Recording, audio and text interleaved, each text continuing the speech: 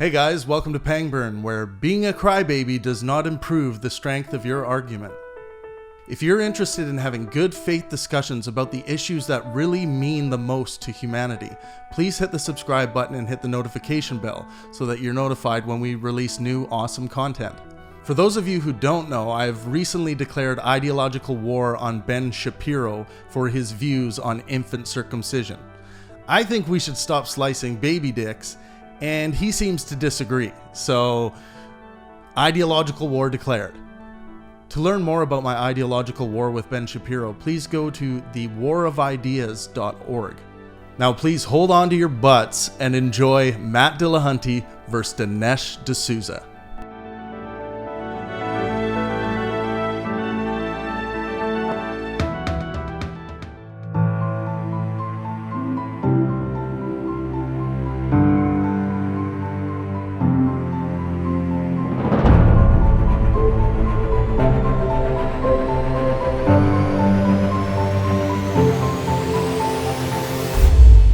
All right, everyone.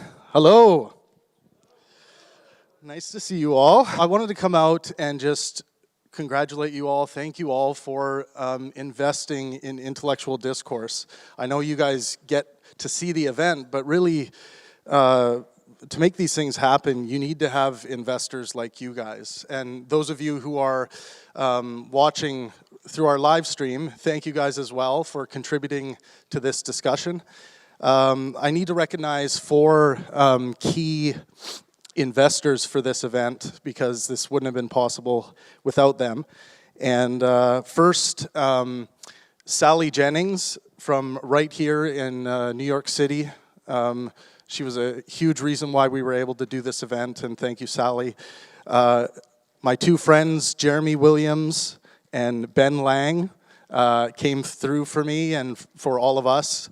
They really believe in what I do and what we do at Pangburn, so thank you so much to them. The lights are really bright. Final person is my good dear friend, a huge supporter of mine, and believes in what I'm doing as well, Dana Macleod. She has supported me in so many different ways, and she is such a good friend, and I really appreciate her. But here we are. Matt and Dinesh are in the house. You guys excited? I think, and I've said online the reasons why I think this, so you guys, if you go to pang-burn.com, you can follow what I do or what we do at Pangburn, but I think this is going to be the biggest challenge of both of these speakers' career, and I hope you feel excited to be here to experience that live. And that's about it for me. I don't want to waste your guys' time. Please put your hands together for Matt Dillahunty and Dinesh D'Souza.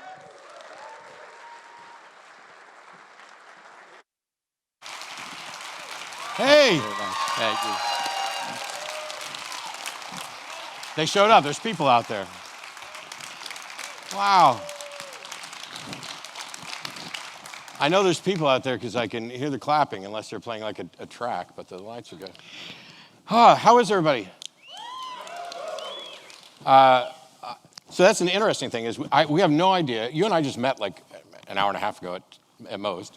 We have no idea what the audience makeup is, who's here for who walked in with what preconceived notions. I thought I would dress as much like Satan as possible to make it really easy to do the breakdown.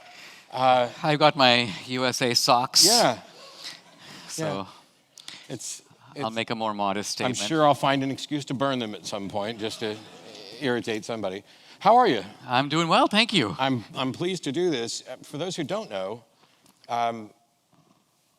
once upon a time we would have agreed incredibly strongly. I think we'll find out, because we're just going to sit here and kind of have a free-form discussion for 80, 90 minutes or something, and then we'll be taking questions. There's mics set up on either side, so you can get your questions ready, and you can, I don't know, if you want to really be obnoxious, you could Google and fact check either one of us, and I got you. But mostly there were people asking, why are you doing this? I have no idea why you're doing this. Why am I doing it? Yeah. Well, Okay. First of all, I want to commend Travis because debate has become kind of rare in our society.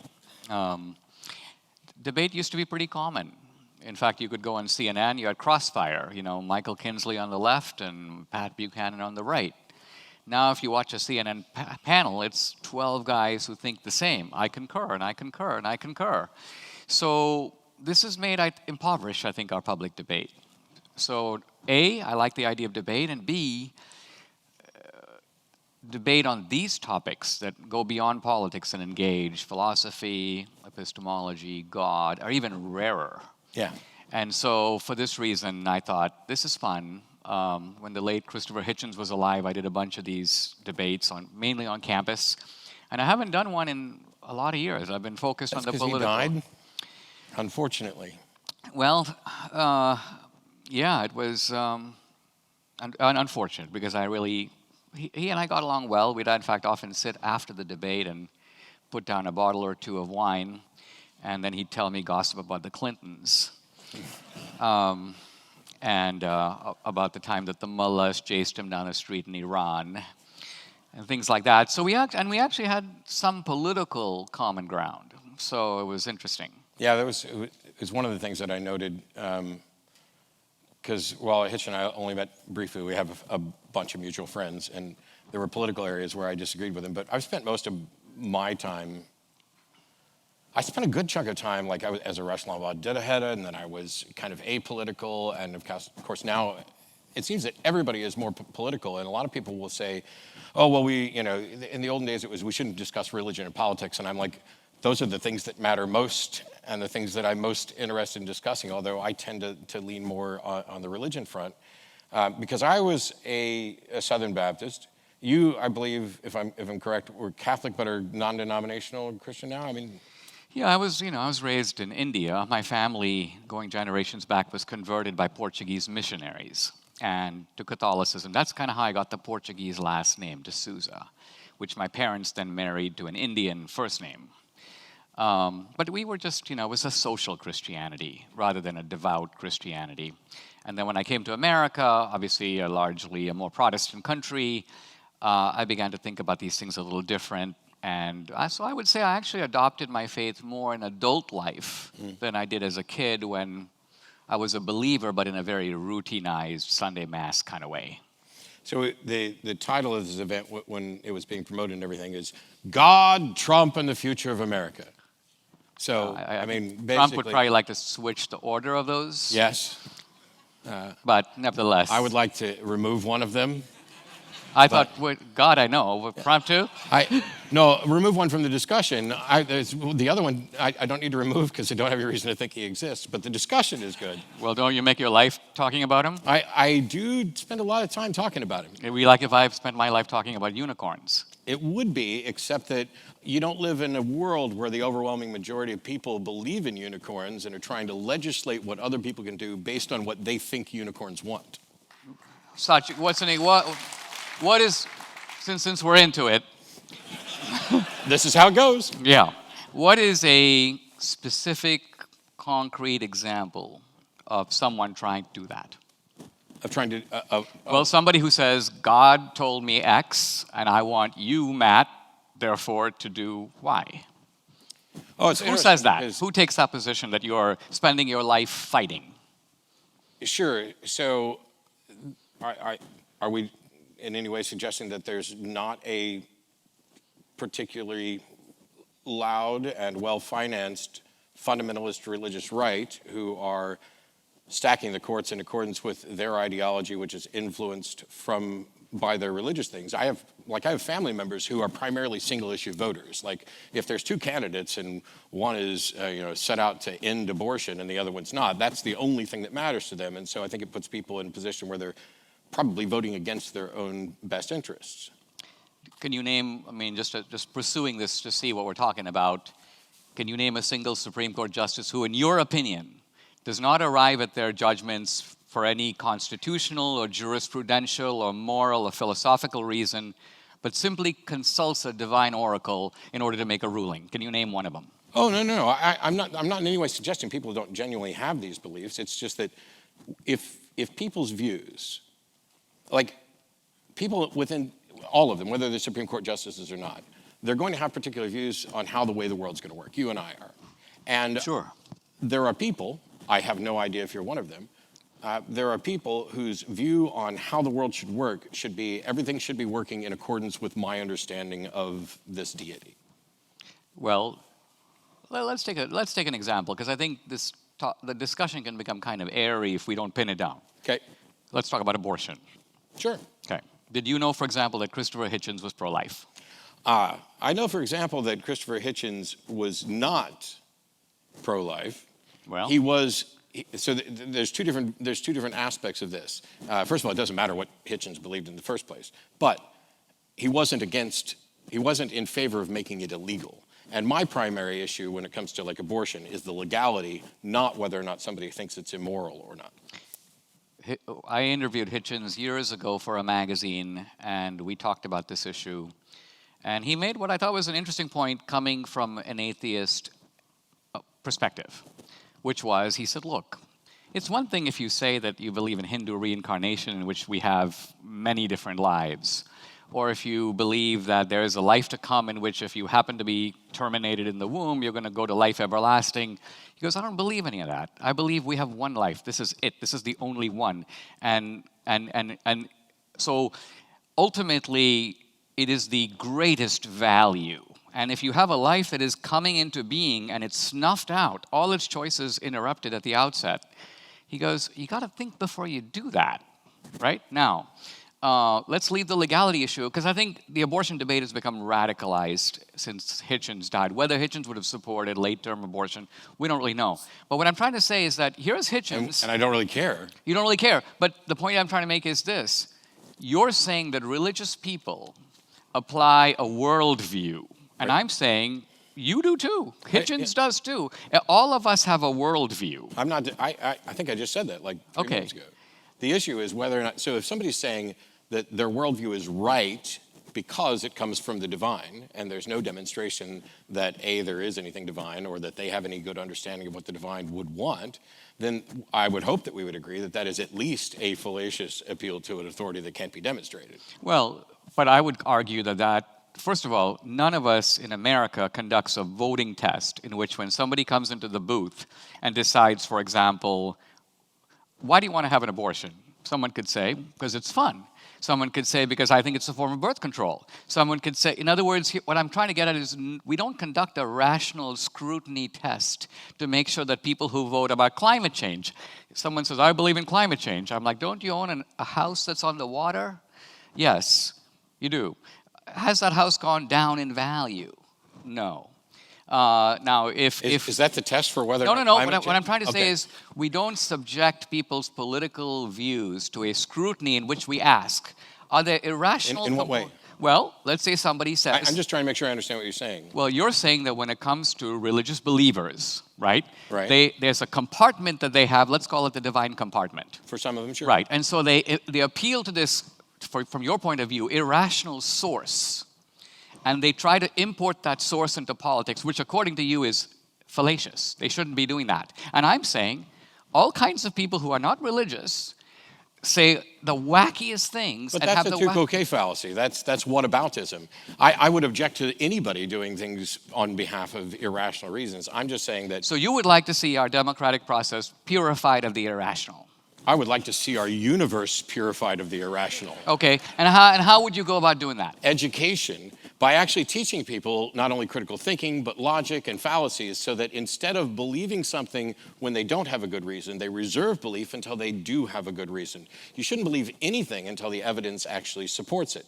Now, you're going to get into arguments about how much evidence is enough, or, do I have enough evidence for this? But we've been, on the God subject, I mean,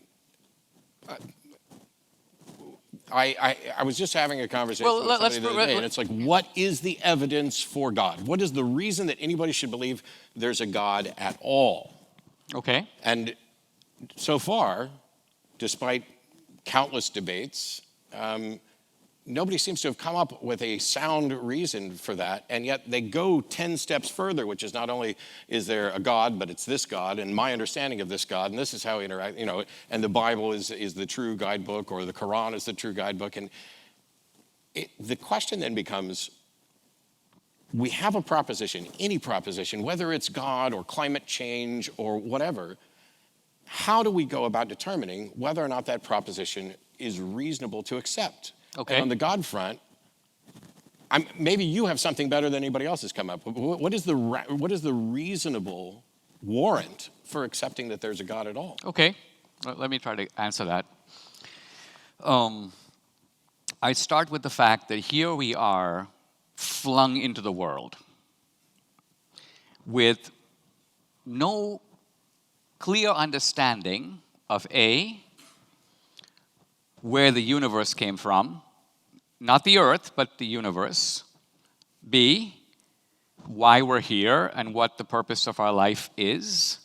And C, what, if anything, happens to us after we die.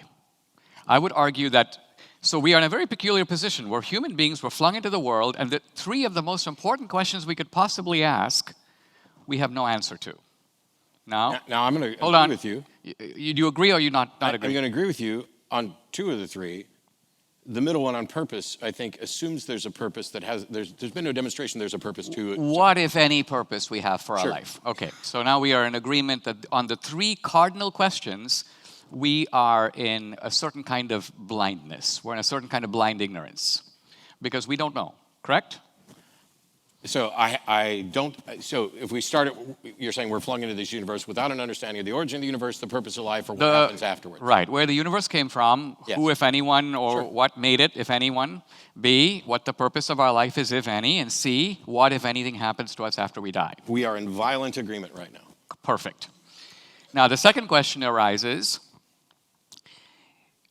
what does science have to say about these three questions? Can science either now, and if it can't now, settle these matters in the future?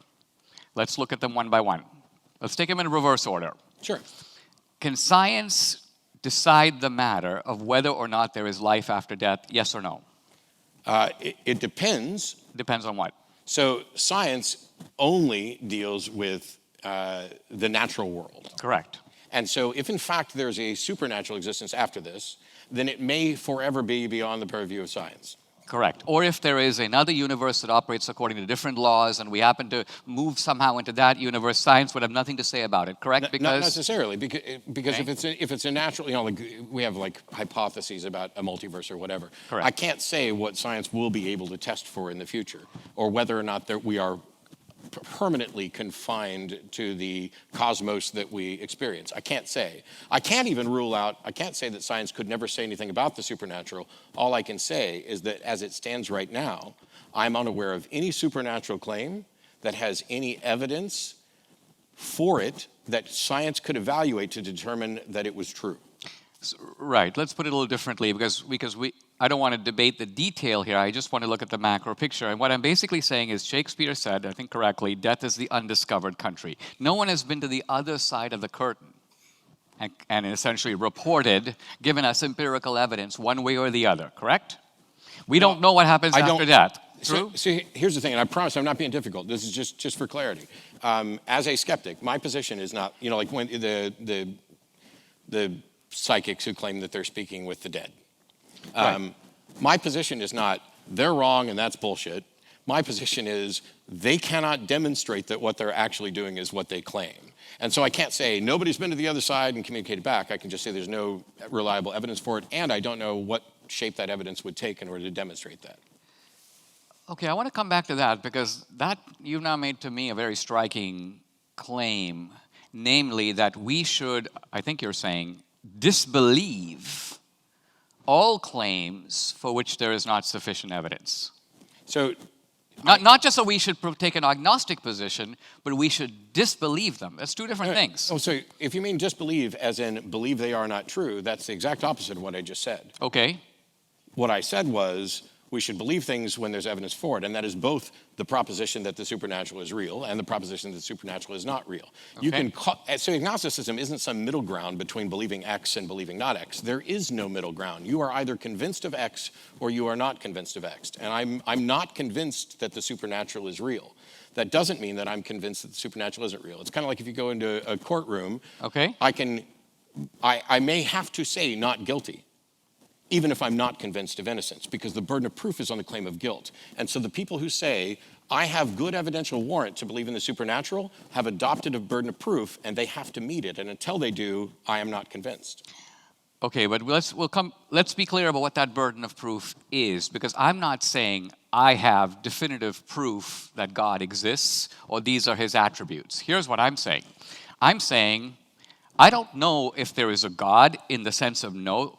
I'd call myself a believer. Now, right away we distinguish between a believer and a knower.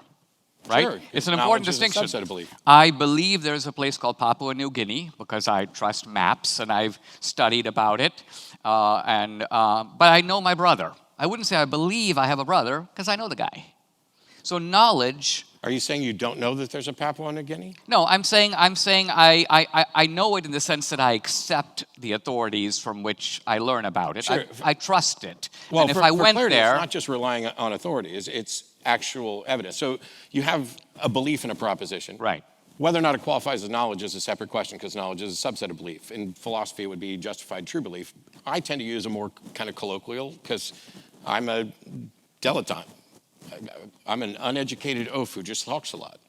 But if you have a proposition and you accept that it's true, that's all I mean when I say I believe it. You either accept it or you don't.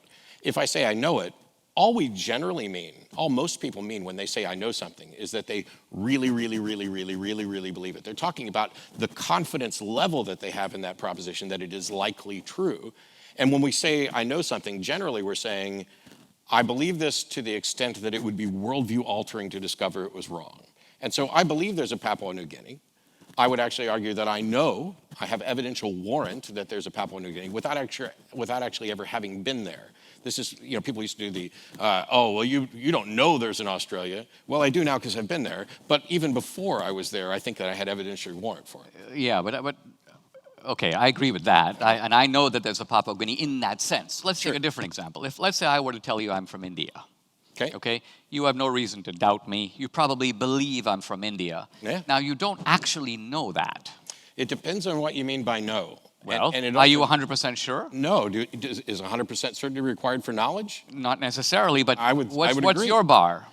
So I don't think you can be 100% certain about anything. Okay. Which is why I abandon the notion of certainty, which is why when I talk about knowledge, I talk about it as a subset of belief and it is a confidence level. But also, I genuinely don't I'm unimpressed when someone says they know something because we don't wait till we have knowledge to act. We act in accordance with our beliefs.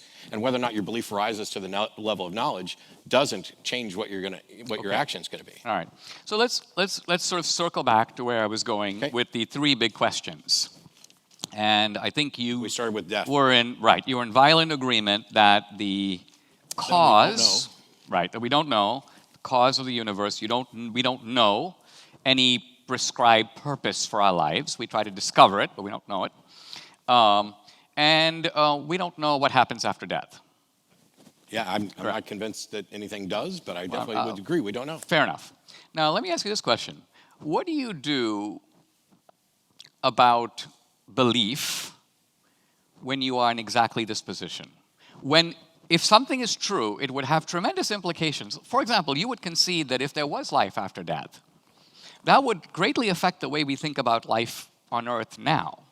It would. Depending on what that life looked like. And depending on whether or not anything in this life had any impact on that life. Correct. But right. Yes. So let's just say if the religious narratives are correct, and there is some sort of cosmic justice in which, let's just say, the crimes that are the undiscovered crimes of this life have to be accounted for in a future life, we would probably have to start thinking about all the stuff that we get away with in private, because even though we escape human accounting, there would be some sort of presumably divine accounting. So in other words, all I'm trying to establish is that there's a relevance to these questions, even if we don't definitively know anything about them, anything about the answer matters which way we go. I agree the answer matters. It's just that the answer right now is I don't know. And you can play the what if game for any one of them. What if there's nothing? What if it's the end? What if there's a being who's going to judge you based on whether or not you fell for things without sufficient evidence? What if that's the criteria? Okay, so what you seem to say is I think about something, and if I really can't answer the question, right, I take the default position that that something doesn't exist until evidence shows up that's going to convince me it does. Of course. That's your view. That is sound epistemology. That accepting, sound epistemology according to whom? According to you. Sure. We'll just go according to me because I don't need to cite anybody else. Right. Because I'm right. Because okay, hold on. So let's see if you're right. Let's see if you're right. The alternative would be to say that I'm justified in believing something before there's sufficient evidence for it. But I would argue that you do that every day. Let's give you a cardinal example. But that doesn't change the fact whether I should. You should. I'm saying you do. We're all going to make mistakes. You do and you should. Look, our life is always lived in anticipation of an unknown future, right? You're dating a woman. Yes. And so what you do is you, being a very reasonable guy, plug in all this data, right, about this woman, and you're trying to make a rational decision, let's say, is this the woman I want to spend my life with? Let's assume you're thinking about that question. For the sake of your argument, we'll assume I'm thinking about that. Okay. Now, I would argue that in reality, given the way human beings are, you could never really know what life with this person is going to be like, let's just say over the next 30 years. First of all, you'll be different people in 10 years, different people in 30 years. So this question about what it's going to be like is unanswerable with any high degree of certainty, correct? Yeah, which is one of the reasons why I, unlike many religions, actually support the notion of divorce and am opposed to the notion that there's a soulmate out there that you're going to be everything to forever. If we're both in agreement that we don't know what the future holds, I don't make a decision but to if say... you'll pardon me, that's a tediously predictable response. I'm not going there. Where I'm going with is the fact... I didn't think you were going there. No, because... Right. Where I'm really going with is the fact that in making a decision of whether or not to be with this person, yes or no, you are necessarily taking a huge leap of faith. No. See, that's the thing. The way I operate my life, and maybe I'm a weirdo, is, so for example, in this case, I have no plans to end this relationship, and neither does she, but we are both adults, and there were 2 rules: be honest, have fun. That's it. That's all. Be honest, enjoy life. And as long as we're both honest, we can reevaluate the nature of our relationship at any point. I am friends with every one of my exes, including my ex-wife, who I just spoke to. We went into it with this optimism that perhaps we would spend the rest of our lives together, and with the realistic notion that it doesn't happen. Anybody who, the divorce rate's 50-some-odd%, anybody who goes into a marriage now thinking, we're never going to get divorced, is already in opposition with the actual data. And so I, as a huge proponent of David Hume, one of my favorite quotes from him, is that the wise man proportions his belief to the evidence. So my confidence in any proposition, including this particular relationship lasting until I die, is based on whatever data I have. I don't have some delusion that some other people want to run around with. I've found the person and we're definitely going to be together forever because life is uncertain. And it seems that rather than engaging in that self-deception, I'm fine saying, this is what I hope happens. I hope that I am with you for the rest of my life. I hope that, or for the rest of our lives or whatever, but I don't have an unrealistic expectation. But don't you make plans? Sure, I make plans for tomorrow because that's the pragmatic. You don't buy insurance, you don't build homes, you don't make plans, you don't put money into a 401k, and you don't put money into educational funds. Yes. You do. Right. So in other words, that's because I have a reasonable confidence based on data about how long I'm likely to live and what benefits are likely to be rewarded from there. Based it's on not an exercise of faith. Let me ask you this. Because what you're talking about is confidence in the absence of certainty. But my confidence is proportional to the evidence. The fact that there isn't certainty about the future doesn't mean that it's an exercise of faith. I'm saying that the evidence you're invoking is bogus because according to you, if the divorce rate were 5%, you would make lifetime plans, because according to you, there's a much higher chance, 95% probability. No, that's not remotely what I said. Well, it is kind of what you said. I would make lifetime plans because I hope to have a lifetime, not because what the divorce rate is. Well, I know what the life expectancy is for people in the United States. For me, roughly, I can make a rough guess as to, barring some other consequences, how long I'm going to live. So of course I'm going to plan for the future. You plan for what you were optimistically hoping for. But I could get hit by a bus out here in New York where, by the way, it doesn't matter which direction you're walking down these streets, the wind is always in your face. Sorry. That may be true. Look, I think life is lived in the moment. We look at memory as a reliable, although not very reliable, account of the past, but we trust it. Even though, again, if someone were to demand we substantiate that trust, we'd be a little hard-pressed to do it. It would be memory is very selective. Other people remember different things than you remember, and so on.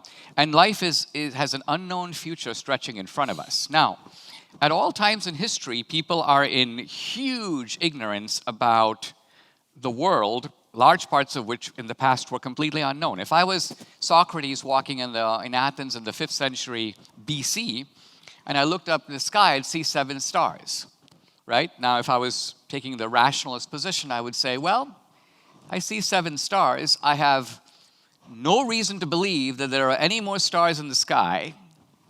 And just for clarity. Yes. Are you saying this is remotely accurate, or is this just an example? Because anybody who thinks that back then people only saw 7 stars, I got problems with. No, fair enough. Okay. Fair enough. I'm using the limited radius of our empirical knowledge. I knew that. Just for your benefit, it's an analogy. Yeah, right. You got it. And you know so the ancients knew the Earth is round and so on. But the point here is that you have this limited body of data. But if you really reflect on the data, and you also reflect on yourself, right away you see, hey, I'm Socrates.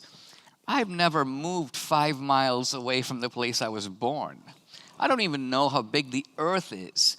There could very well be a whole bunch of other stars out there, and just because I have not 1 ounce of empirical evidence for them, I can't be close to them or declare them out of bounds or declare that my whole life is to be lived without regard to that possibility.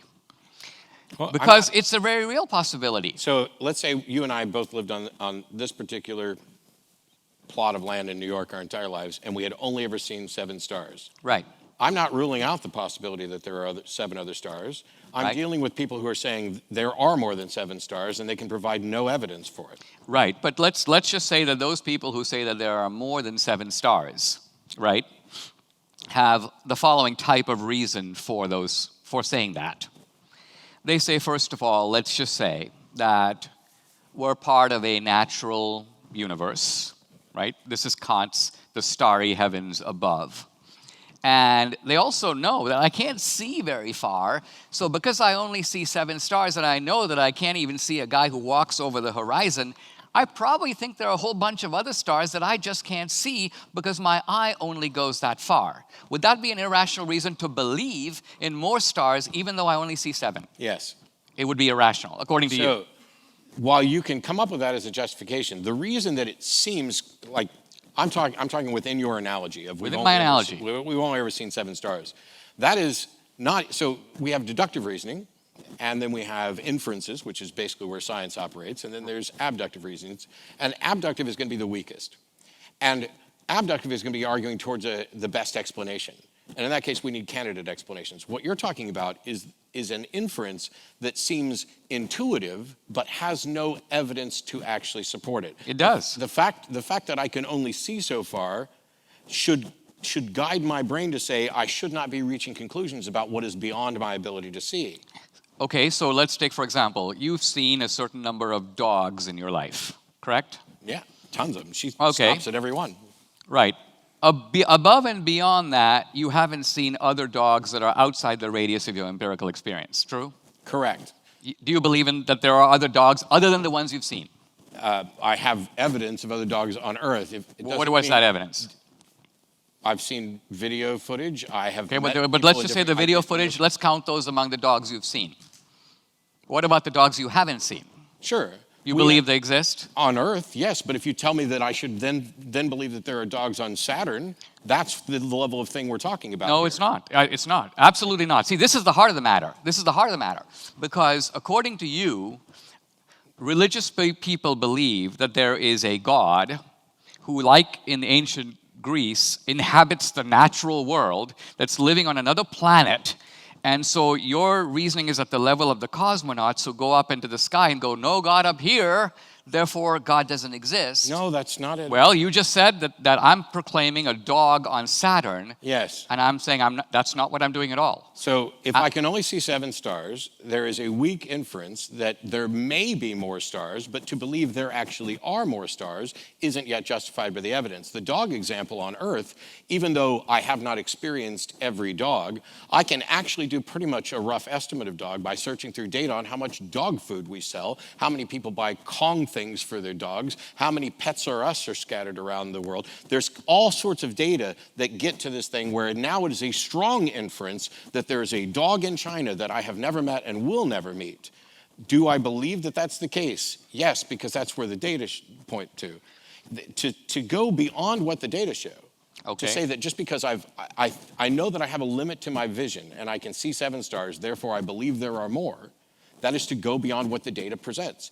You could, though, invent a telescope and improve your vision and get new data, which is exactly what we did to discover that we don't just live in the one and only galaxy and that the Earth isn't the center of the universe. Once we got that data, we began to have a better understanding of it. There are things like the Higgs boson, for example, which are a part of theoretical physics that we didn't have physical, empirical evidence for, but that the math pointed to. I'm not in any way denying that math is good data, which is one of the reasons why, well, all right, I won't go there yet because we're still on. Well, I mean, here we are on common ground. If you're talking about science, if you're talking about quantum physics, if you're talking about relativity, if you're talking about the Big Bang, if you're talking about evolution, we have nothing to argue about. I'm on board with you 100%. Hang on, you included science in that. Science, yes. I'm on board Does that with... include climate change science? Climate change is, at least in the public sense it's understood, in no way science. Okay. We'll probably get back to that after we're done. We can come back to that, but it is in no way science. I'm not a climate scientist. No, so it's, I mean, I am on board 100% with the science of the greenhouse effect. When people say 97% of scientists, and you actually look at what 97% of scientists believe, they believe in the greenhouse effect. And the greenhouse effect is simply basically saying the release of carbon into the atmosphere warms the atmosphere. You'll get no disagreement from me on that. Now, there are several other propositions that are married to that, I think, smuggled under the carpet, things like human beings are the primary cause of these differences. Second of all, the best way to tackle them is to change ultimately the temperature of the Earth in various ways that we could try to affect through human behavior. So your objection is, and we will get back to God like right after this. I don't know how far apart we are, and I have no expertise there, but it seems that your objection is primarily about how much are we the cause, what can we potentially do about it, what are the potential solutions, less so than what's happening. Well, I mean, look, yeah, normally if I walk out and it's really hot, there are 2 possibilities. One is I can try to change the outdoor temperature, right? The other is I can take off my jacket. Those are 2 ways to respond to the same phenomenon. Unless you're a polar bear. Unless you're a polar bear. Now, there's a woman who counts the number of polar bears on the Earth. And she has nothing to do with climate change. She did a report a couple of years ago saying there are more polar bears walking on the Earth than ever. The polar bear population has multiplied. Now, right away she finds herself in controversy. Why? Not because her counting is wrong. It's difficult to count polar bears, admittedly, but she's the best one doing it in the world. But the reason she's controversial is it's not supposed to be the case. The glaciers are supposed to be melting, the habitat's changing, the polar bears disappearing. So the very fact that there are all these polar bears thriving and running around is like a major embarrassment. And so you have to dump on her and attack her.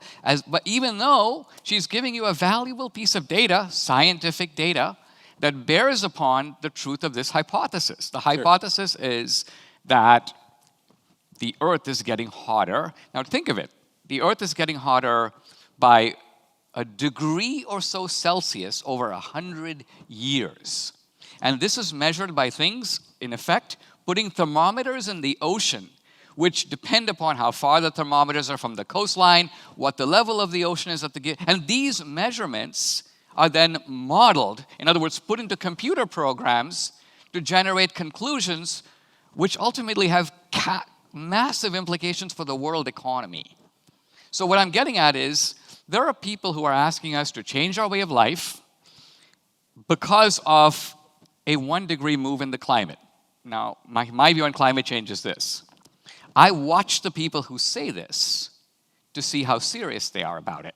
The very people who say this. There's your mistake. Well, for example, I look at Mike Bloomberg. Mike Bloomberg owns, I believe, 11 homes. Can we stop looking at Mike Bloomberg? Because well, those ads are everywhere. Like, I got to Times Square, and it's like right there. Every time I turn around, Mike Bloomberg. But I'm just saying, anyway, here's a guy who says it's going to be a priority for him as president. And I would say, really, if you have 11 homes, shouldn't you go down to 7? Well, if you really thought that your carbon imprint is a little too big. I would completely agree with you there, but Mike's hypocrisy isn't really relevant to what the data show. But are we talking about the hypocrisy of everybody? Because... No, I'm talking about what the data show. Okay, here's the data. Everyone can see this data, okay? Now, the Obamas, who are major apostles of this data, just bought a $12 million house right on the ocean, right on the water in Martha's Vineyard. Okay. These are the same people who are saying that in 12 years or 10 years, Miami will be engulfed by the ocean. The oceans are going to rise and swamp coastal properties, right? And my point is not just that the Obamas are hypocrites. That would be one small piece of data by itself. Here's my point. If the data is believed, if it's plausible, if it's even probable, if there's even a 50% chance that that would be the case, real estate properties worldwide on the coast would plummet. On the inland would rise. But the fact that that's not happening anywhere to my knowledge tells me this. Real estate agents know it's bullshit. Buyers know it's bullshit. Sellers know it's bullshit. Everybody knows it's bullshit. Curiously, all those people have no scientific foundation to assess the data. Maybe, wait, hold on. Maybe those people are buying on. those because they know we're screwed and they only got a few years left to spend their millions. Might as well enjoy it on the coast. Really? That's what you think? When I'm evaluating this, and first of all, I definitely want to get back to the God thing. I'm not a climate scientist. I'm not going to pretend any expertise, and there are areas of this where you and I are going to be in agreement. But when I'm trying to figure out whether or not something is real, I'm looking at the science and what the experts have to say, and you're looking at whether or not the Obamas are hypocrites, or whether Bloomberg's a hypocrite. That is not a sound epistemology to determine whether or not the climate is, okay. Well, a couple of things. First of all, the climate scientists are, and I think this is more true of this branch of science than it is generically true, they're highly interested observers of this phenomenon. Climate science is a massively funded enterprise. It gets gigantic dollars, and the gigantic dollars are aimed at finding a predetermined conclusion. I don't think you're innocent of the idea that researchers get huge grants. Take researchers who get huge grants from pharmaceutical companies. Take researchers Except this is bull. This is bull. Yes, because now the bulk of the world has at least, let's assume that the climate change stuff is BS. The bulk of the world has bought into it and are making efforts to change things, to change the way we live our lives, mostly so we can have a life. But now, wouldn't there be more money in the people who are actually going out to debunk this? This is the sort of conspiracy level thinking that people raise about science all the time. Oh, the money is leading them towards this conclusion. There's money in anything that you can demonstrate to be true. This is why I don't buy into the big pharma conspiracy stuff of trying to keep us sick, et cetera. Okay. Because there's money in a cure, there's money in new diseases, there's money in this, there's money in that, there's money. Where's the money in debunking it? Let's say I have charts right here, and I show you the whole thing is BS. Who's going to pay me? All those people buying coastal properties that you think are hypocrites. Why would they pay me? Because now, if you can demonstrate that it's BS, now their property values go up even more because now... That just means they'll give the money to the real estate agents and to the buyers, but how are they going to fund me? How do I benefit? You're suggesting that people will fund people to do research towards a foregone conclusion that benefits them, unless it's the foregone conclusion that benefits them that I mentioned. No, I'm saying that it's simple common sense that when there is a proposition that leads to certain, climate change is a huge industry. It is a multi-billion-dollar industry. You look like a guy like Al Gore. Al Gore's been a government servant his whole life. Do you realize Al Gore has a net worth of $200 million? How did he get $200 million? He got $200 million through climate change. Okay? It's a very profitable business. Okay. The debunkers of climate change are sitting in obscure research institutions collecting a $55,000 salary. Which I would argue is an ad hominem fallacy that says nothing about whether or not the data... it's not. No, it's not ad hominem fallacy. It is. It's pointing to the fact that research is not disinterested. That's not an ad hominem Al Gore's point. not doing research. The fact that he can profit off something is independent from what researchers are finding out. You don't get to shame researchers because they made some damn money. But I'm saying the researchers profit in a huge way too. Look at climate scientists and look at the money that goes into the I will investigate how much climate science. But when you said something else as well, which I think reflects a lack of understanding of markets, which is you said the real estate agents, the stock market, the real estate appraisals, those people are not scientists, right? Those people may not be scientists, but they are in a business where they put their money where their mouth is. Yes. Right? So in other words, it's one thing for me to say, I'm running for president and the earth is getting hotter. It's another thing for me to say, you know what, I'm living in this house on the ocean, it's $1 million, it's going to be worthless in 12 years, I should sell it to Dinesh for $100,000. Because it's literally going to be worth zero. The fact that they don't necessarily believe that doesn't say anything. An individual's belief about what they think is going to happen with respect to climate change says nothing about what the data show with respect to climate change. You're talking about how convinced people are. You might as well be running around claiming, and to get back to the God thing, because we still got the supernatural and the afterlife and the origin of the universe.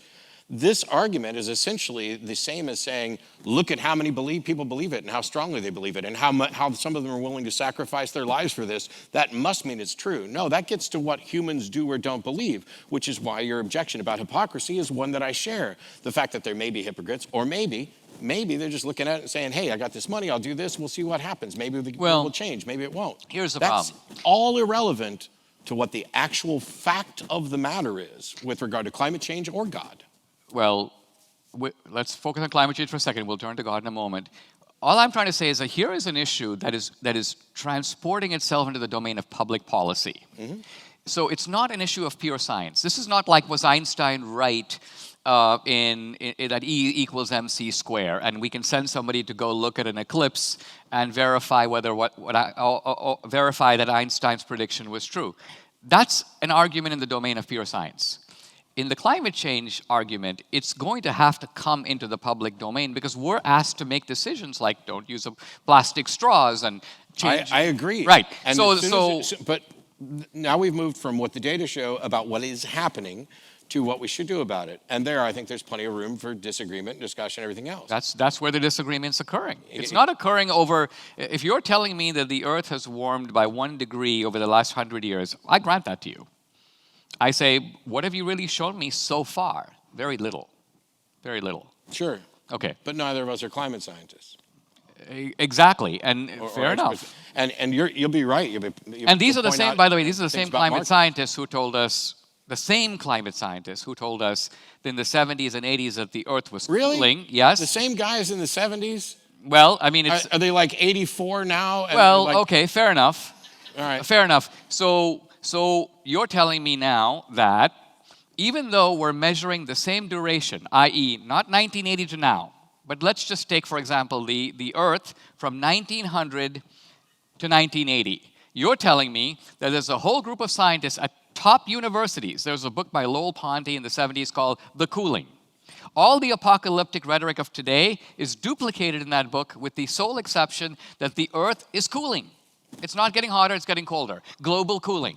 In fact, I think this is the root of the substitutionary phrase climate change, because the climate in some way is always changing. But the point is this, that all these measurements from 1980 going back the previous 80 years show a cooling trend. So you're telling me that they were wrong, and the new guys coming in... I'm not telling you anything. Well, I'm just saying that you're accepting now that a new bunch of guys will come in measuring the same phenomenon right? Maybe using better instruments. And That's how science gets better, yeah. Yes, but it gets better by and large by greater precision. Do you Not think by that- do you basically think saying that that up we- is down and down is up. Sure, but if you find, so there's, and I have no specific expertise, hey, Fly, in this particular, the thing is, this is science got it wrong before, so it likely has it wrong again, which is a fallacy in itself. Because the fact that the only thing in the entire... Let's probe that fallacy. Why is it a fallacy? Because the past doesn't necessitate the future. Right. The fact that we discovered that science was wrong about something doesn't mean that our new discovery is wrong or as likely to be wrong or anything in the neighborhood. Science is the single most consistently reliable method for accurately understanding the world. The natural world. And the only thing that has ever come along to correct a flawed finding in science is more and better science, not religion, not hypocrisy, not what's the market doing. But that's silly because that's, okay, that would be like me saying science is greater than philosophy because scientific findings are cumulative and they have gotten more precise and accurate about the natural world, whereas in philosophy we haven't advanced all that far past Plato. Okay, I'll buy that. You'll buy that? So philosophy, which I love, I'm a philosophy geek, especially when it comes to epistemology. But I don't think what have we done on epistemology since, I'll just stick with Hume. Once you have the foundations of thought, there's not much left to explore there. Once you have identity, non-contradiction, excluded middle, once you have the foundations of a syllogism, once you have the foundations of set theory and Venn diagram, and you've got your epistemology, now that's when science can say, now we can tell when we're justified in accepting something and when we're not, and to what extent. And so science then does this inferential testing to build a model that is our best example of the universe, and it is tentative and subject to revision. That's what science doesn't make proclamations about truth. Yeah, but I think But scientists do. So if there's a climate scientist out there that says, the truth is this, that's not science. That's preaching on behalf of science. What they should be saying is the data show this, here's the model, this is the extrapolation of this model, this is our best understanding and best estimate for what's going to happen in the future. So that they're making decisions like I am about my future based on actual data and not what we, and not just what we hope happens. Well, I think it was Wittgenstein who said that even if all possible scientific questions could be solved, the most important human questions would still be on the table. Now, the importance of that is this. I think you're awarding a sort of prize to science based upon a stacked deck. You're defining scientific truth as somehow superior, and you're declaring that on that basis, arguing inside the bubble of science, science comes out first prize. And according to you, philosophy, because it's dealing with enduring human, you may say, eternal questions like what is good, what is right, how do you tell right from wrong, not to mention questions like how do we know what we know. That's the one I went with. Yeah, or to pursue, here's Immanuel Kant. You asked who went past Hume. I would say Kant did. You ask questions like, when I look at something in space, is the space in the world, or is the space a mode of my perception? Is time something out there in the world? Just think about it. Time is this thing, this object with no weight. Time isn't an object. Well, time is an abstraction. Is an abstraction. And abstractions, by and large, live in our mind. Yes. So Kant's point is that space and time are dimensions of they are things that the mind brings to experience. They are not something out there in the world. Now, I'm not trying to resolve that issue. Okay, I don't think either of us is going to top Kant on this one in the next 30 seconds. All I'm trying to say is that to argue that this kind of a question is somehow either settled or unimportant because there is no way of sort of addressing it in a scientific sense, I think reflects a certain narrowness of perspective about the wide range of human knowledge, the wide range of disciplines, And from that would be history to true psychology. if I had said anything remotely like that, but I didn't. Well, you gave a little kind of science comes first, and that's what I was responding Science is the most consistently reliable method of accurately understanding the universe, the cosmos, Not the natural world. The natural world, perfect, exact. But we live in a world where we are in a natural world to be sure, right? But we are anomalous objects in that natural world, right? First of all, we are conscious of our own existence. We are conscious that here we are in the world observing the world. Okay. That makes us different from most of the world. True? Yeah, Okay. as far as I can tell. Yeah, and as far as we can tell, even in the living world and in the animal kingdom, we are anomalous in that we not only have consciousness, but we have self-consciousness. True? Some of us. Okay. Okay, and to push it further, coming back a little bit to Kant here as well, Kant says, I'm amazed by the starry heavens, and then I'm equally amazed by the moral law within me. So now we come to another thing which is worth mentioning, which is, well, Adam Smith's phrase for it was the impartial spectator, which is, to quote Adam Smith, there is this man within the breast, sort of another guy, as Smith envisioned him, inside of us that is clearly not us, because this guy, let's call him a guy, is a bit of a nuisance. This guy... How do we reach the conclusion that it's not us? First of all, I'm not going to concede that there's why. a man in here or that he's not me. Well, no, but the only point I'm trying to make in a roundabout way is that as humans, we are inherently moral beings. Morality is part of the equipment of being human, and in fact, it's a necessary part. In our criminal law, for example, if somebody is considered not to know the difference between right and wrong, we don't even hold them accountable for their actions. Which is to say, we consider morality... That's not true. That's not true? Yeah. If somebody, let's say, for example, some guy is so insane that he thinks he's Napoleon, and he goes out and kills somebody else. We still hold them responsible for their actions. We just have graduated to a point where we are killing fewer people who are of diminished mental capacity, thankfully. But we are also committing people to institutions for their own benefits. But it's not like you just walk in and say, blameless. Well, John Hinckley was in an institution for shooting the President of the United States, and he's out. So he was... Is he better? Has he shot anybody else? He hasn't shot anybody else, but my point is he was held not responsible for that act in a criminal sense. That is a technical definition within the law. He was still held responsible. No, okay, it's not like we let him get away with it. I'm not saying that. What I'm saying is if somebody has no moral comprehension whatsoever, we basically call them a psychopath or a sociopath. And all I'm trying to say is that that's a way of saying that you are outside the human community because the normal moral equipment that the rest of us have that comes into play. So just for clarity, you're suggesting that those individuals, and I would stay away from diagnostic terms normally, but psychopaths, sociopaths, they don't have that inner man. I'm saying if society makes a determination that someone is, in a sense, a psychopath or a sociopath, they are considered, in a sense, outside the normal moral community of human beings, not accountable to the same...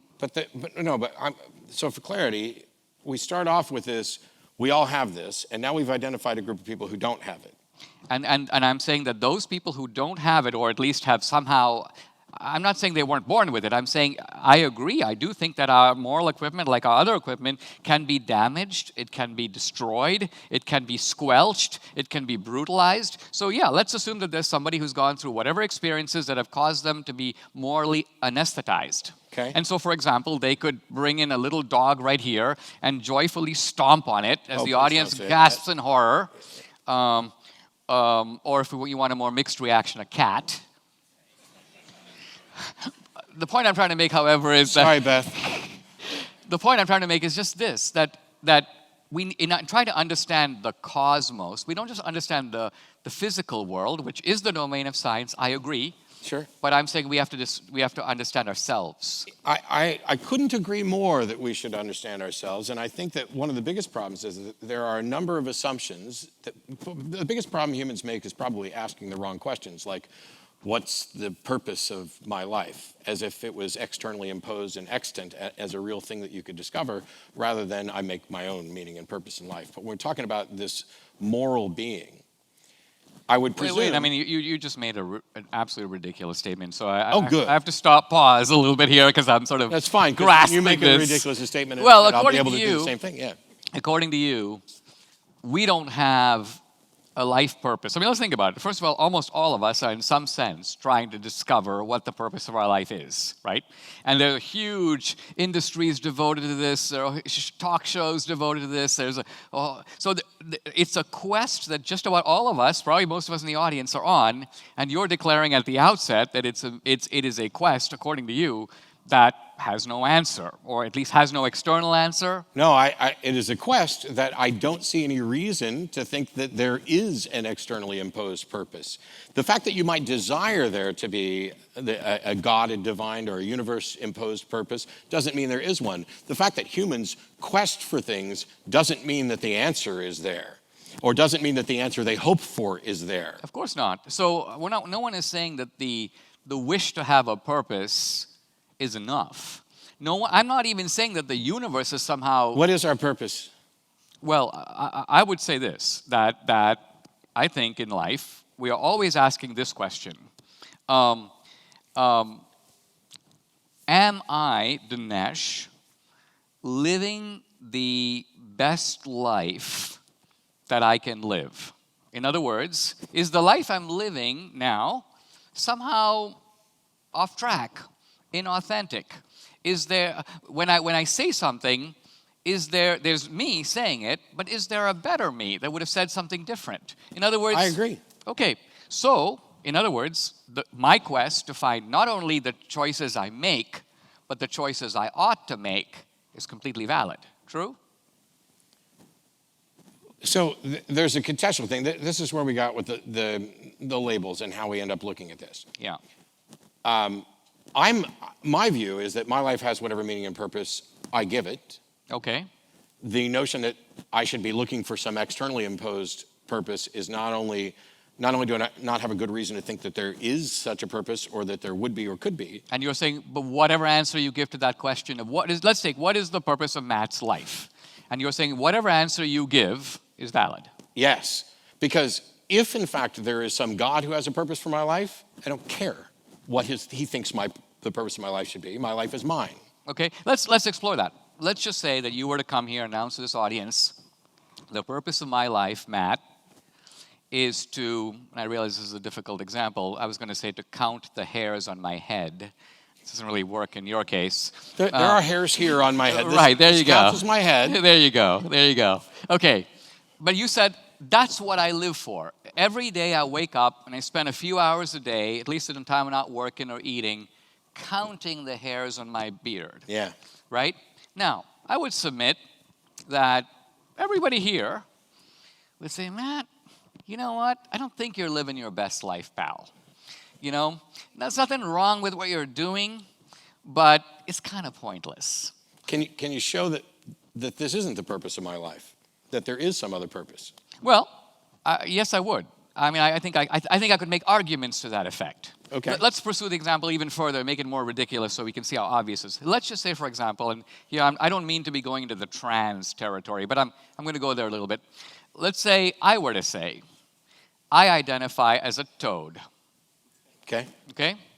And so what I do is I get up in the morning and I start jumping around like a toad.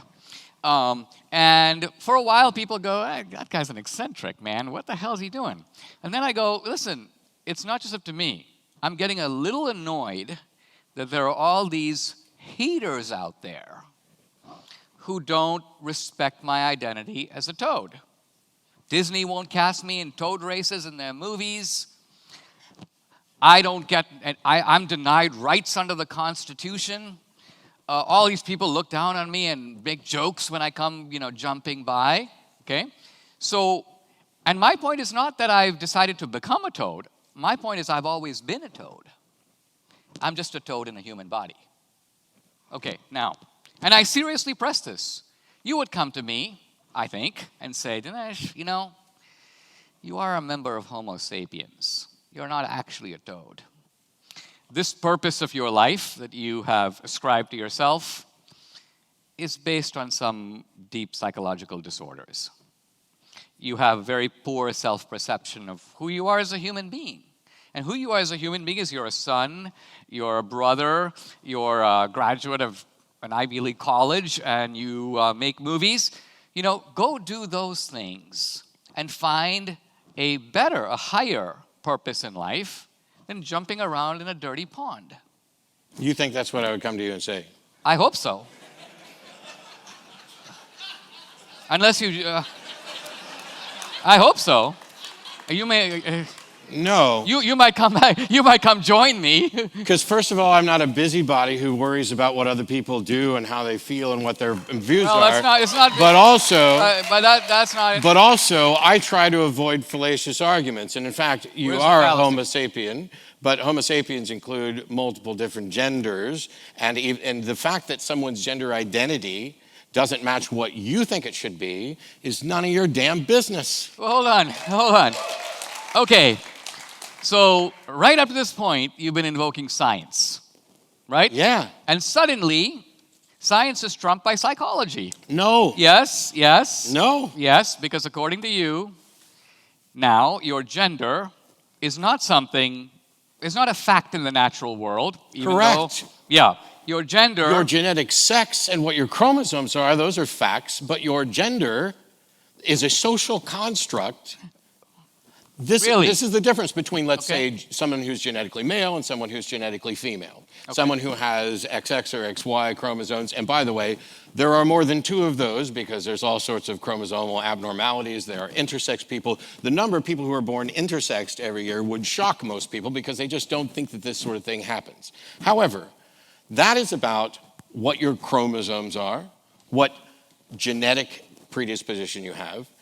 But it doesn't talk about what your state of mind is, what sort of self-perception you have. And so in addition to genetic sex, we also have gender, which actually falls into a number of different categories. So my apologies to all of my trans friends for the things that I'm about to get slightly wrong. There's a difference between gender identity and gender expression. And the gender identity is the gender that you associate with. But the reason I say these are social constructs is because what is a man? What makes a man a manly man? Well, you have the machismo aspect of the brawny and blah, blah. But is someone who is weaker and more effeminate somehow less of a man? This is why this is a social construct, because it has to do with what roles we as a society put on it, which is why 150 years ago, pink was for boys and blue was for girls, and now it has reversed, although I would go with black for everybody. But the thing is, at the end of the day, what I would say to you, if you were hopping around like a frog, is I would ask you how you're doing. I would ask you how you feel.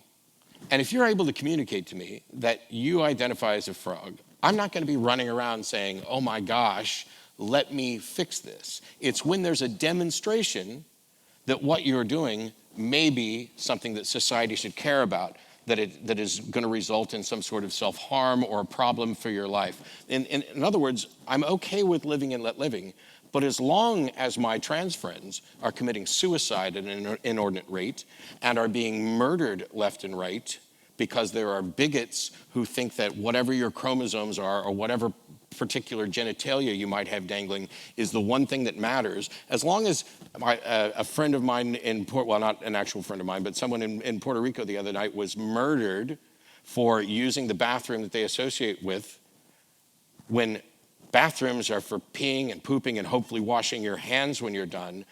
What people are doing to try to suggest that you can't be who you are is absolutely repugnant, and it is busybody. There's nothing anti-science about this. It is psychology. And even if we were to say, and I'm not saying this, so I'm saying this because this comes up.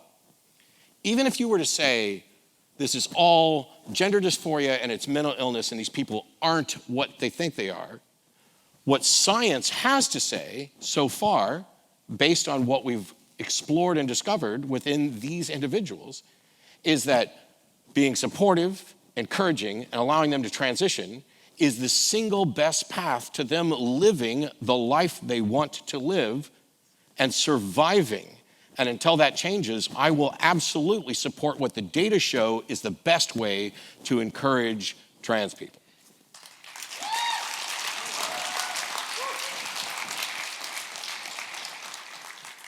So what I think you've done here is change the topic. The topic was... I'm pretty sure you said trans before I did. I did, but I did by analogy. The point I was trying to make was, is there such a thing as male and female, right? Really? Is that the point you were trying to make? It was, because we got to this you from did somewhere was else. you took the category of male, which actually is a scientific category. It's like life is a scientific I made a distinction between male, female, and man, woman. Right, and then what you did is you introduced a new concept, which I wasn't introducing, of manliness. And I agree, manliness, which is to say the cultural accoutrement of being a man, let's just say, for example, smoking a cigar or growing a mustache and hanging out at a club, that is manliness. And I agree that that is a social construct. I would argue it's a social construct by and large in accordance with nature, because culture and society develops in congruence with a given human creature. Okay, so nobody's suggesting that the roles don't have a historical perspective. I mean, not historical, biological. Well, sure. Gender is not an historical concept; it's a biological concept. When I say historical, I was not denying biology. I'm saying that because of certain biological things, it sets up norms of these are the hunter-gatherers, these are the ones that are going to go out and kill, these are the ones that are nursing children, et cetera else. Those norms are constructs of our head. There's nothing wrong with a stay-at-home dad. There's nothing wrong with a woman working. There's nothing wrong with a woman earning as much as a man makes for doing the same work. Let's look at what we are arguing about. Okay. So in the civil rights laws of the 1960s, we had the principle of color blindness, which is to say equal rights under the law. The law, let's say, should not pay attention to race. I realize this is complex with affirmative action. Let's leave it aside. Let's just say that the basic principle of the civil rights laws is that race is the painted face. I think that was Morris Dees' phrase from the 60s. And therefore, the law should not take it into account. That was the general norm. Now, right away, when sex was added to race in the Civil Rights Act, there was a bit of a problem, which is to say that men and women are very different, particularly in certain areas on average. They're not different in every individual case. So, for example, men are stronger than women. Men are taller than women. Now, you can't refute that by saying, well, here's Sally, she's 6'3", and here's Fred, he's 5'4". I understand. Right. We're talking because we're talking about in general. Yeah, norms. But the normative conclusion from that simple biological fact is we established something that was abhorrent in the area of race. Let's call it separate but equal. Separate but equal was the hated doctrine of segregation, right? Yeah. Different water fountains. But we have separate but equal, for example, in men's and women's sports. In Wimbledon, the men play the men, the women play the women. We did that because we recognize that gender is not the same as race. Gender is not the painted face. Men are in fact stronger than women, and they can hit the ball harder on the tennis court, and therefore Martina Navratilova gets to play Chris Evert, and Pete Sampras gets to play Andre Agassi. So our laws, our norms, are based upon this biological, irreducible fact. The norms are a social construct, but they're a social construct, you may say, in obedience to biology. Now, what you're saying is, I take it, that Pete Sampras, or take it, Pete Sampras can say, well, I came in, I was the runner-up in Wimbledon. Next year, I'm going to enter the women's division because I identify as a woman. Because after all, hold on, gender is a social construct. This is ridiculous? This is going on all over the country right now. Your example is ridiculous. Why is it ridiculous? First of all, it's sports, and sports ball is ridiculous. But what? No, I'm sorry. That was a joke for somebody else. Okay. My sincere apologies, because I should be I'm not a serious on devotee this. of sports, but I'm not. This but isn't about what the law is. My view on sports, by the way, and many sports organizations have already dealt with this sort of thing, dealing with individuals who are transitioning and studying the science of it, of various hormonal levels and things like that. And we're still in the fledgling process of getting this sorted. I think that there shouldn't be any gender restrictions on something. If somebody, we should just have, these are the categories, like a tier A, tier B, tier C, tier D, and you compete at whatever level you can compete at. That way, people who are, whether they're women, men, or neither, whether they're, whatever their identity is, they compete at this level. I am a big fan, I play a lot of pool and snooker. And the fact of the matter is, if you look at the statistics over history, generally speaking, in that particular discipline, women can't compete as well as the men. That's just what the data show from the past. However, there should be no reason why anyone, whether they are a woman under your criteria or a woman under their own, shouldn't be able to compete against anybody else they want if they can play at that level. And so I don't care for gender divisions along sports. I think sports, because it's a physical test, should be divided up on physical characteristics, irrespective of what gender somebody identifies with or expresses with. To go to the sports thing, the reason I say it's ridiculous is, yeah, we're working out these things, but the world doesn't turn, well, all right, sports makes a lot of money, no denying that. We're talking about the law and how it treats people, and we're also talking about human beings and how we treat people. Right. So if you saw me walk into a women's bathroom, what would your reaction be? It's clearly, we're at a restaurant, it's marked women's, and I walk in. What's your take on that? Well, I don't know what my take on it. I'll give you my wife's take on it.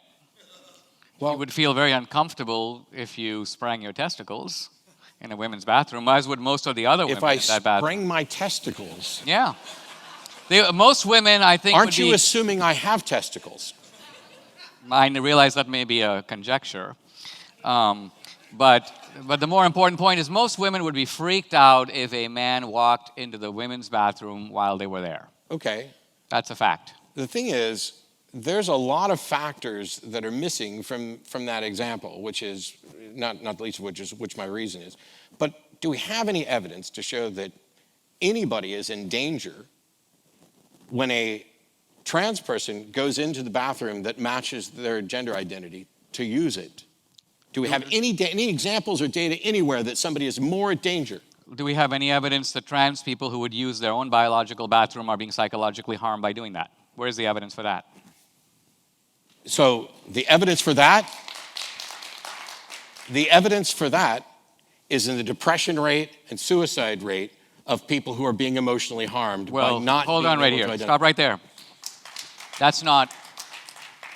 Okay, this is what I call arguing inside your own bubble. Inside your own bubble, somebody who is biologically male but thinks they're female, right, are not having any kind of inner clash, no inner trauma between physical and psychological realities, let's call them. They are not depressed or traumatized by the very fact that their own body does not agree with them, right? Rather, they're just traumatized by the fact that they have to go into a men's bathroom. I would argue that if there are higher rates of depression suffered by trans people, a lot of it might have to do with being trans, not being in that particular No, a lot of it restroom. might have to do. So I asked for You need example. studies No, that separate those I two want things. examples of who's in danger when somebody uses the bathroom associated with their gender, because forcing them to use the other bathroom. And you know when a trans woman walks into a woman's bathroom, you know who's in danger? The trans woman. They're the ones that are being killed. They're the one in Puerto Rico that was shot just the other day for going into that bathroom. They're the ones that are in danger for doing that from bigots. Well, I don't want to go down this road only because... How many? Only because... But no. Well, what's to stop me? Whether I identify as a woman, first of all, if I was dressed as a woman, you wouldn't even know. What? You don't know what my junk is if I go in and open the door and sit down and use it. You don't have no idea, and it shouldn't be anybody's business what's in my pants or what I'm wearing. Well, quite honestly, if we what can you remove say is gender true, from the bathrooms entirely. if it what suit you me. say is true that people don't know, you wouldn't even need laws. Because this is sort of like The saying... laws don't do anything to help. There's No. nothing stopping me from walking into a woman's You know bathroom what? and assaulting But someone. see, I think what you're missing here is this. You know, usually when you see a fence, in this case, the fence is the distinction between men's and women's bathrooms, right? And maybe we're overplaying this topic, but what I'm getting at is, if you want to take a fence down, always ask, why was that fence put up in the first place? Who did it, and why? Not if it's my property. I don't care why they put a fence up. Fair enough. But the point I'm making here is that we have men's and women's public bathrooms for a reason. And the reason, by and large, is, I would say, mostly for the protection of women. It's not that men... Yeah, trans women are women. Okay, but I'm not... Look, what I'm getting at is the sexual... We could have 21 types of bathrooms for 21 genders. We We don't. can just have one. As you can all pee next to me. I don't care. Yeah. So what you're basically saying is that the distinctions that we make between men and women in our society are culturally, according to you, arbitrary. According to you, for example, take tennis. I'm just using sports because we're familiar with it. That's okay. You say people should play at their own level, and therefore, if the top 100 tennis players are all men, That's the way it doesn't is. bother you the slightest. Basically, the conclusion is men are better than women in tennis. Although what we would say is maybe the top 100 tennis players all have this particular chromosomal makeup, whether they identify as men or women. Yes, I see where you're going. Okay. Hey guys, If you saw it 20 minutes ago, we could have talked about God some more. But let's take No, it's funny. 5 more minutes and then... sure, so we're not going to get to Trump. Let's spend 5 minutes on the future of America and take questions. Sounds good. What do you want for the future of America? I'll softball it because maybe, and this is legitimately I don't know, and I'm interested. I am a staunch proponent of the separation of church and state, the separation of religion and government, as my friend would call it.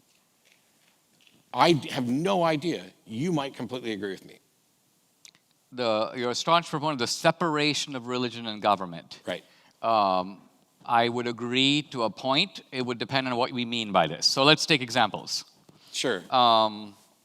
Do I think that a religious hospital that receives government funds should be forced to do an abortion? No. Do I think that a person of religious convictions has to somehow pocket their religious convictions before stepping in the public square? No. Do I think that Amy Coney Barrett should be disqualified from replacing Ruth Bader Ginsburg on the Supreme Court because she's a devout Catholic? No. So... I agree with parts of most of those. Okay. So let's point to an area where we might disagree. Where is that wall being breached where you think I'd fall on one side of the divide and you on the other? So for example, I don't think anybody has to check their religion at the door when they become a public servant. However, if they legislate on behalf of a particular religion showing favoritism towards one over another or a religion over irreligion, that is a huge problem. Agree completely. Okay.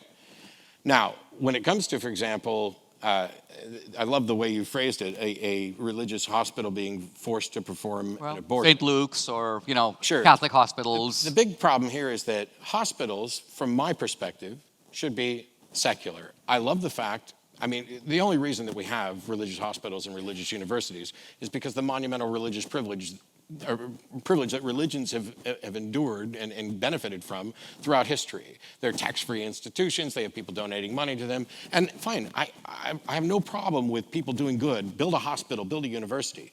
But if you're going to build a hospital that's going to service an entire community, then the hospital services need to be medically sound and not based on religious doctrine or dogma. Well, the services of these hospitals are medically sound. What we're talking about is something that they agree. Not all hospitals do everything. Not. Hold on. There are children's hospitals that don't take adults. I get it. Right. There are cancer hospitals that don't take diabetes patients. Sure. If a Catholic hospital were to say, listen, we provide the full ensemble of medical services, we just don't do abortion, they are acting in line with their conscience. This is not to say that abortion is not available in So the clinic here's the thing. across the street.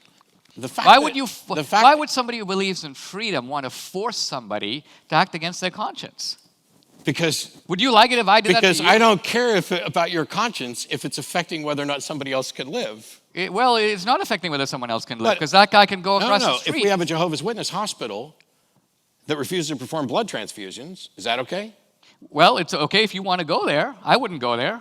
I wouldn't either. Right. And that's awesome. And let's just say that the only people No, who go there are Jehovah's Witnesses. I'm thrilled that we're in both. So you want to force them now to do blood transfusions? No, I'm saying Okay. that you don't always have a choice about what hospital you go to or what medical services you go to. Okay. This is one of the reasons why we have government and government interaction and government oversight, because if my only medical provider within any reasonable driving distance of me will not provide that, what do I do? This is why the better example is the conscience of the pharmacist. Because first of all, a Catholic hospital, maybe a hospital that was built by Catholics, that was built with Catholic donations, that was built from Catholic donors, but not every doctor there is a Catholic, not every nurse there is a Catholic, not every patient there is a Catholic, so why should they all have to adhere to Catholic doctrine just because they built the hospital? Instead, the government should say, if you want to build a hospital, it needs to provide these services irrespective of your religion, and if your religion can't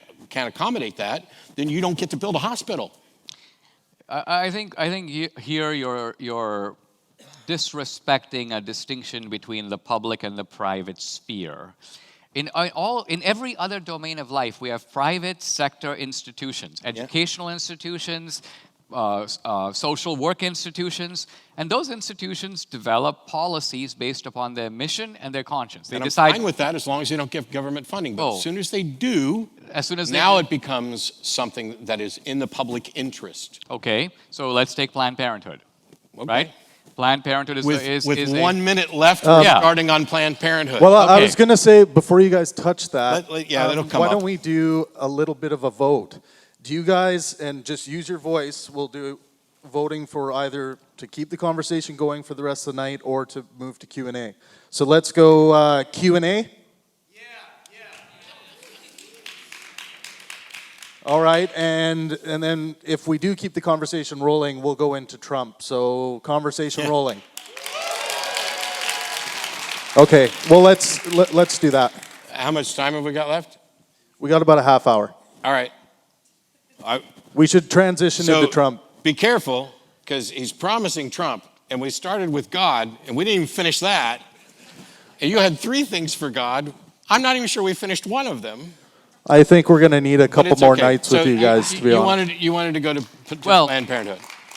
Let me, since you mentioned God, let me kind of make a point about that, because I think that's where my 3 points were going. Okay. Let's take the question I ended with: is there life after death? I have no idea. You have no idea, Do you know? And neither do I. Cool. Of course not. But here's my point.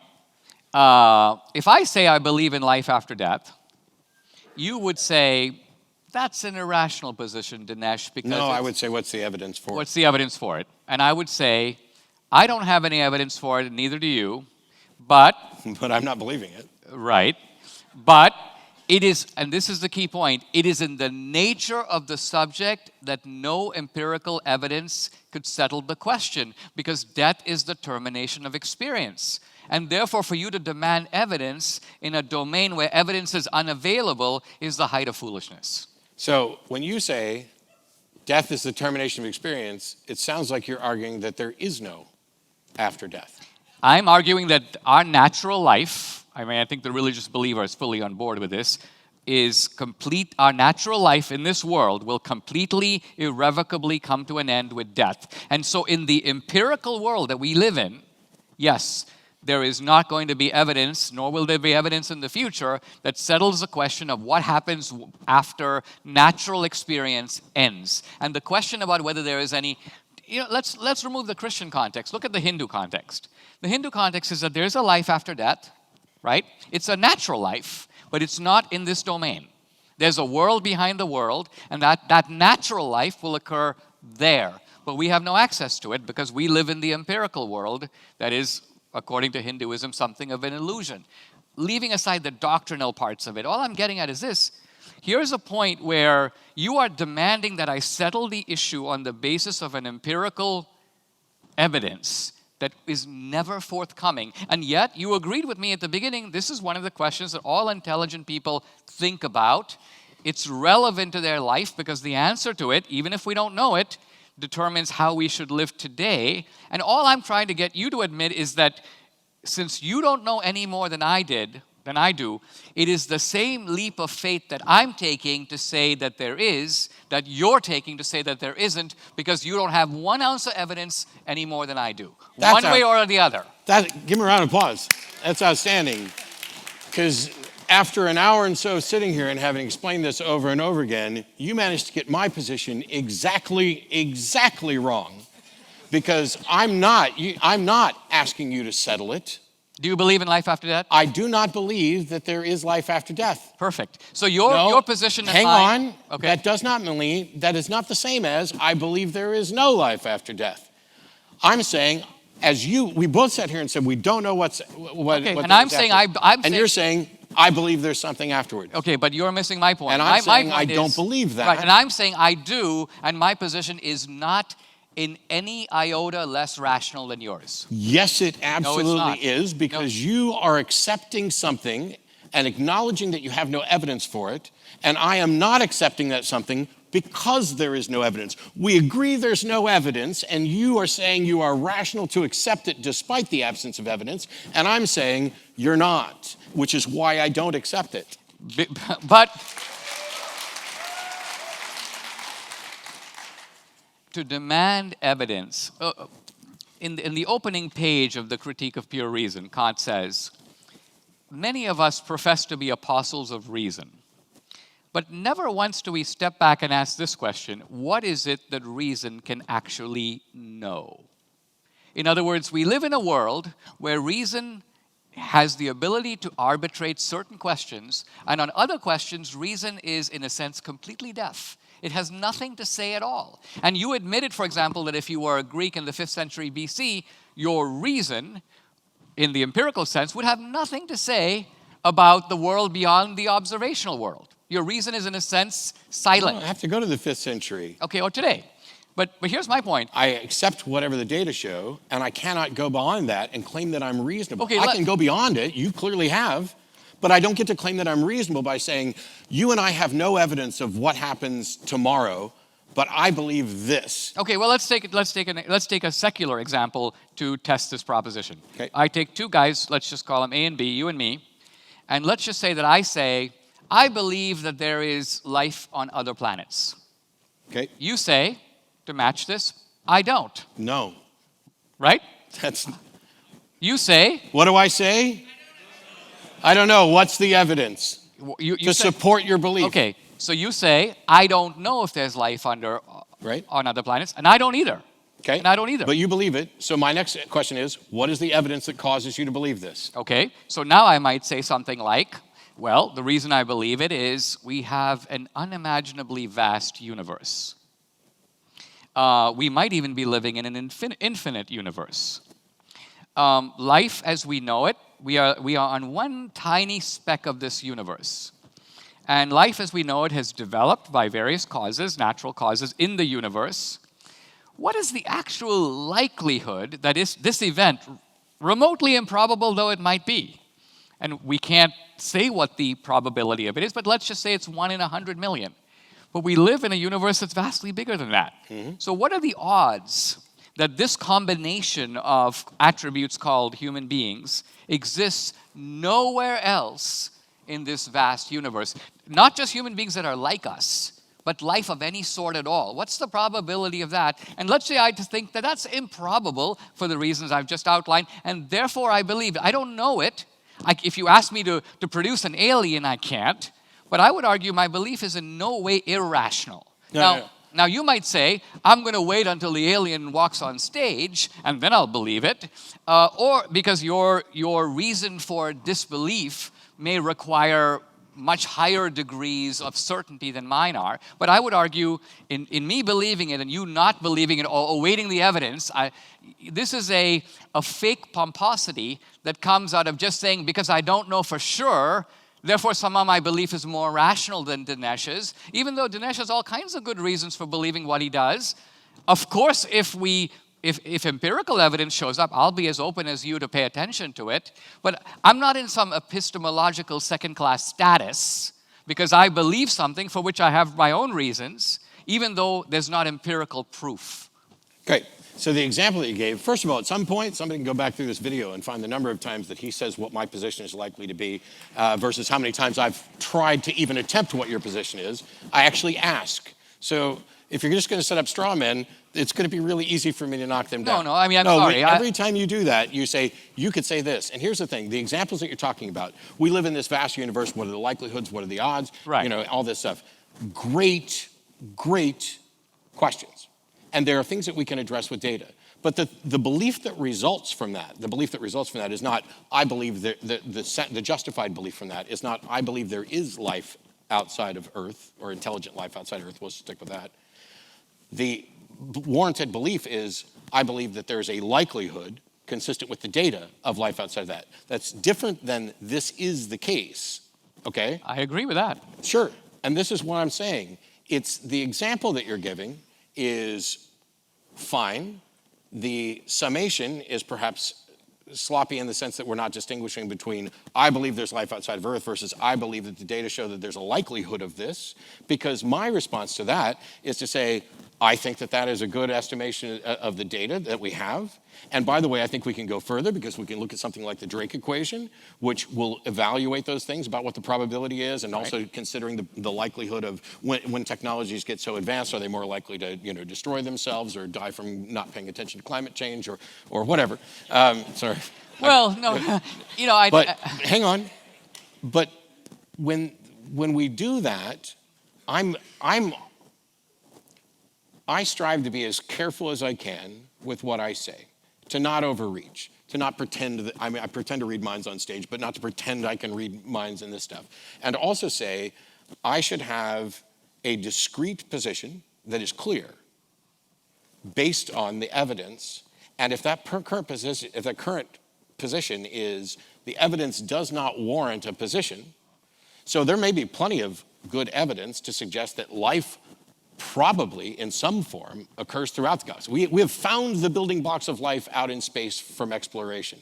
So it would seem likely that possibly there is life, whether it's intelligent life, what's possible, who knows outside there. That's one thing. But to say, I believe there is intelligent extraterrestrial life, just based on the likelihood that we're not necessarily alone, it doesn't rise to that level. It's about being consistent with the data. I'll try to illuminate the point by pivoting into politics, because I think that sometimes when we talk about God and religion, we establish sort of special distinctions and categories that are not normal in everyday life. So I'm going to throw out a bunch of beliefs. Okay. I believe it's likely that Trump will be reelected. I do too. I believe that if Bernie were elected, the day after, the stock market would take a severe hit. A more severe hit than it has in the last couple of days? Probably. Because Bernie would be a walking virus for 4 years. I don't believe that, but that doesn't mean that I'm convinced you're wrong. Correct. So what I'm getting at here is, now again, I'm making these statements of I believe that if Trump is reelected, the market will do well over 4 years. But when I say these things, I'm stating beliefs anchored in my knowledge of politics. There's no empirical fact that I'm leaving out. And it would mean no objection to these beliefs for you to say to me somehow, Dinesh, my position on this is actually rather Jesuitical. I draw a distinction between warranted belief and beliefs that are ultimately don't have sufficient warrant. I would say we're talking about the future, Matt. None of us knows, I grant that. In that sense, it resembles life after death. We're plugging in all the data we have, and we're making a judgment about something that affects our life, just like life after death does. We have to act upon it because we have investments and portfolios. We have to cast our own vote. So we're going to make decisions about the future based on what we think is going to happen. My belief is in no way irrational because I cannot have either certitude about it or I don't have the kind of empirical evidence that would enable me, in some senses, to declare the belief warranted. No, it is warranted. So, first of all, here we go again. I don't disagree. The thing is that you have beliefs about what's likely to happen in the economic and political realm, and you base it on actual data. I have no objection to that at all. But this, I think, gets to the heart of where and how you and I are dramatically different. Not just in epistemology and what may or may not warrant believing in something without evidence, because I can't imagine both acknowledging, I have no evidence, but I believe it anyway. That's not the same thing as what we're talking about now. You have a lot of evidence. You have market research. You have other information. You know what's likely to happen. You know where the majority of people are, what they're looking forward to. Here's the marked difference between the two of us. At every instance tonight, when we got to something that was potentially political or that was about policy, you went to money. Where are they spending their money? Are they building this on the coast? What are the markets going to do? What is this going to do? I don't give a rat's ass about money. I give a rat's ass about human beings. And as a humanist, I'm looking at how the world can be better with policies that lift people up. And I'm not talking about, I have no problem with Bernie. I voted for him before. I'm not a Bernie or buster. I'm not a Bernie bro. Matter of fact, they annoy the crap out of me. And yet I will be supporting probably almost certainly whoever the Democratic nominee is for a number of reasons. But I think the big one is I have a focus that is on human beings and doing whatever we can to lift people up and not to make rich people richer or to make markets just better so that we can say we made markets better. Because if the market goes nuclear and just it's not like we're not already the wealthiest country as it is, but if we all got, if we all got wealthier, if the United States market just went through the roof, I don't think we've lifted all boats. I think the gap in income, the gap in wealth, the gap in value of human beings is widening, and I don't think focusing on the market is the fix for that. Okay. First of all, in the 2 or 3 times that I've cited markets, my purpose in citing them was as mechanisms of information. In other words, a market is a sign of how seriously people with money who have to put their money on the line take a piece of data, right?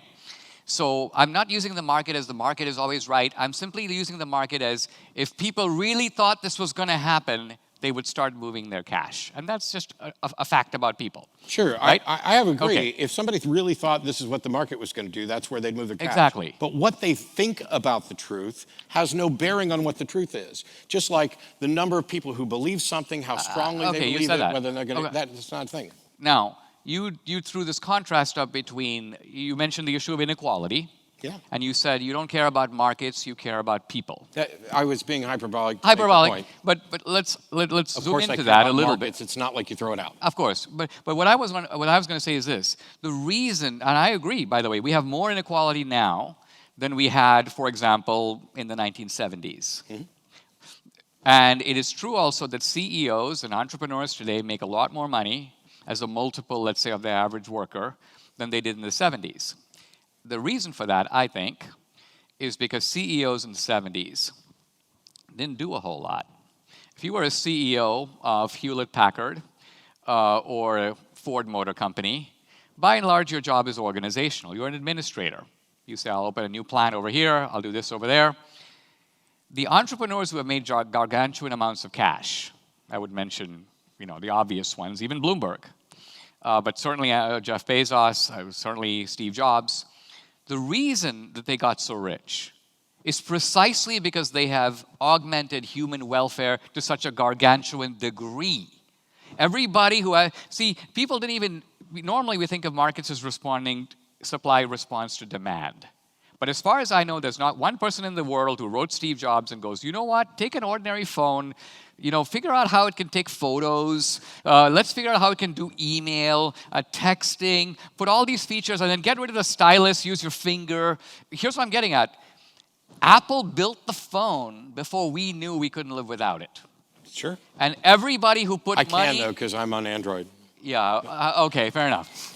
But what I'm getting at is everybody who made these people like Bezos and Jobs so rich did it happily by waiting in long lines in the Apple store because of great boosts in human welfare that they were able to create. So I would argue we're living in an entrepreneurial boom. Now, the last time this happened is in the era that progressives call the Gilded Age, but the Gilded Age is also the age of the telegraph, the car, the airplane. So that was actually the biggest communication revolution of all time. We're living through the second biggest one. And all I'm getting at is these are huge amounts of human welfare that have been created by entrepreneurs for which they're being rewarded voluntarily by people who are happy to pay $300 to get a phone. So where does the social injustice come from? Oh, okay. Who is Steve Jobs ripped off? How many phones does Steve actually manufacture? A lot. 0. Steve Jobs never manufactured a phone in his life.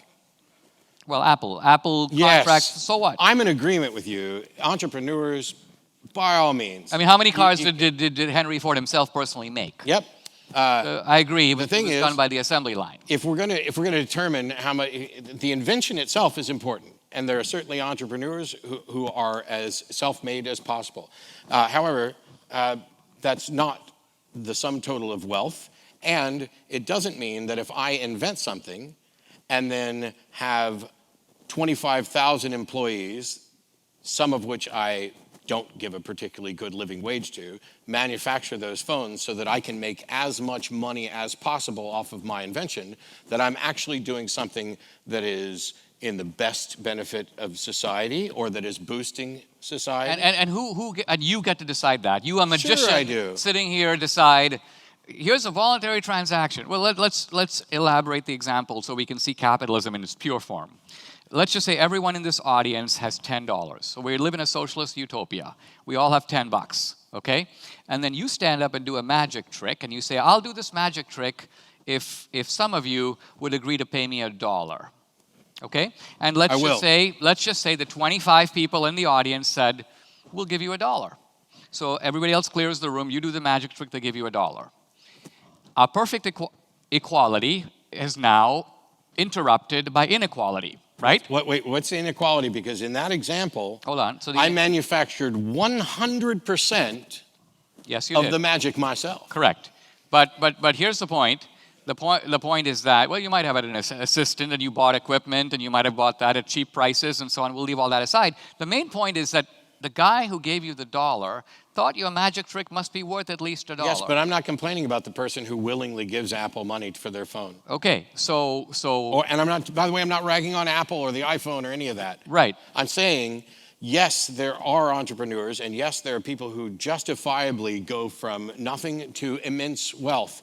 I'm not objecting to wealth. I'm not advocating for an absolute equality where everybody gets $10 and that's all you're ever going to get. No, but you're stepping aside. Let's take Walmart. The ordinary guy who works in Walmart at the cash register makes $25,000 a year. That's the average pay at Walmart for a cash register guy.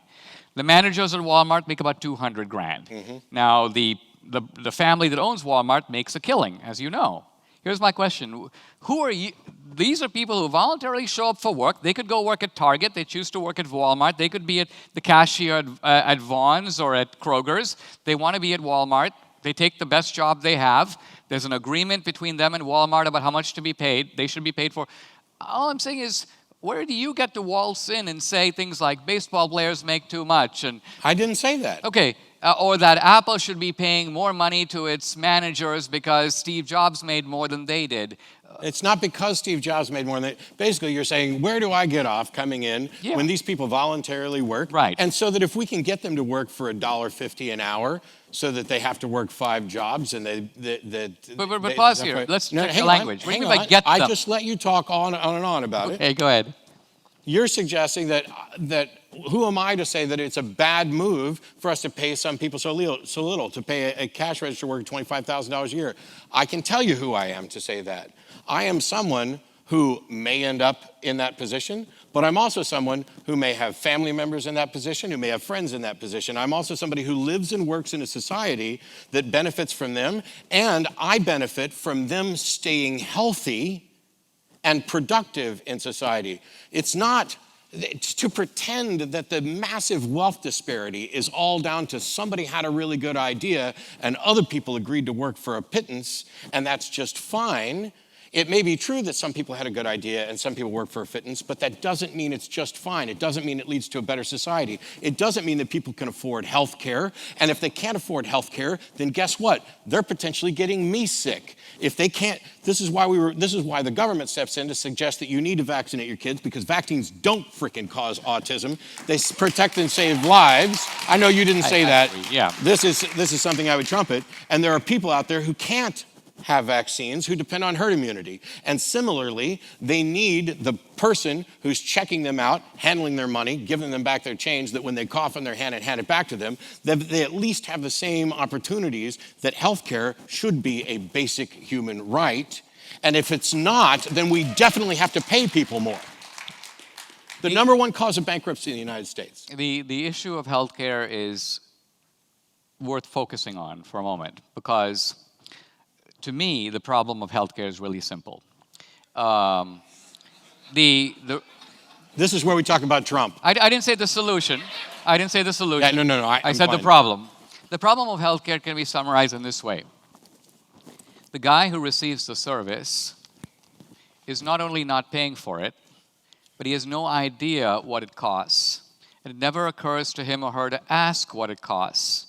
And this crucial fact is known by every provider of healthcare who recognizes that a third man, not present here, is paying for it. And it's going to be very easy to screw that guy because he's not here. And so we will be sending him a bill, which could be as gargantuan as we like, because the guy getting the service is never going to show the slightest interest in the social cost being borne by that third guy. Let's call him the taxpayer. So it's a rip-off scheme, engineered ultimately, and everything would work like healthcare if we allowed it to. You said healthcare is a right. Well, I would say eating is a right. I have a right to eat. I shouldn't starve. I live in a prosperous country. So let's say I were to tell you, all right, you have a right to food. When you go to Vaughn's to fill your cart, just take what you think you need. And go to the counter, and then they'll just check you out. And so you look at the milk, and milk was, normally it's $2.50, and you buy 2 cartons. You say, I'll buy 10, because I'm not paying. So you fill up your cart. You show up at the counter. Now, here's the important point. Your behavior is completely understandable. You're taking as much as you can. The guy behind the counter, by which I mean the management, they realize that the guy in the line is not paying. So they realize milk doesn't have to cost $2.50. It could cost $25. Why? Because that guy's not going to ask, and he's not going to care. And so, as long as we get to shaft some third guy who's going to be paying for it, we're going to jack up the prices. And what I'm trying to say is that that's in all the areas where we want entitlements, that's the scam that we've been subjected to. Colleges. Why do you think my daughter went to Dartmouth? It cost me $63. Because you did. Because I did. Yes. If you ask the easy questions, I got to take them because I know I'm going to get them right. Yes, that's an easy one. But why does college, in an age where technology should make educational delivery services easier, in an age where colleges already have gigantic endowments, why these high bills? And the answer is really simple. The guy who's walking in the door is not paying. The college knows he's got a $10,000 Pell Grant. He's got all these loans, people willing to put. So what we do is, even though inflation is 0% or 1%, we're going to increase our fees 20% every year for the past 30 years. Why? because we are conspiring with the student and his family to screw the third man who's not here. So what I'm trying to get at is that... Hang on. Hang on. You are, exactly. And so either you are aware of this and will be voting for Trump, or you're a happy sucker who wants to pay even more, because he is okay with this collective rip-off scheme.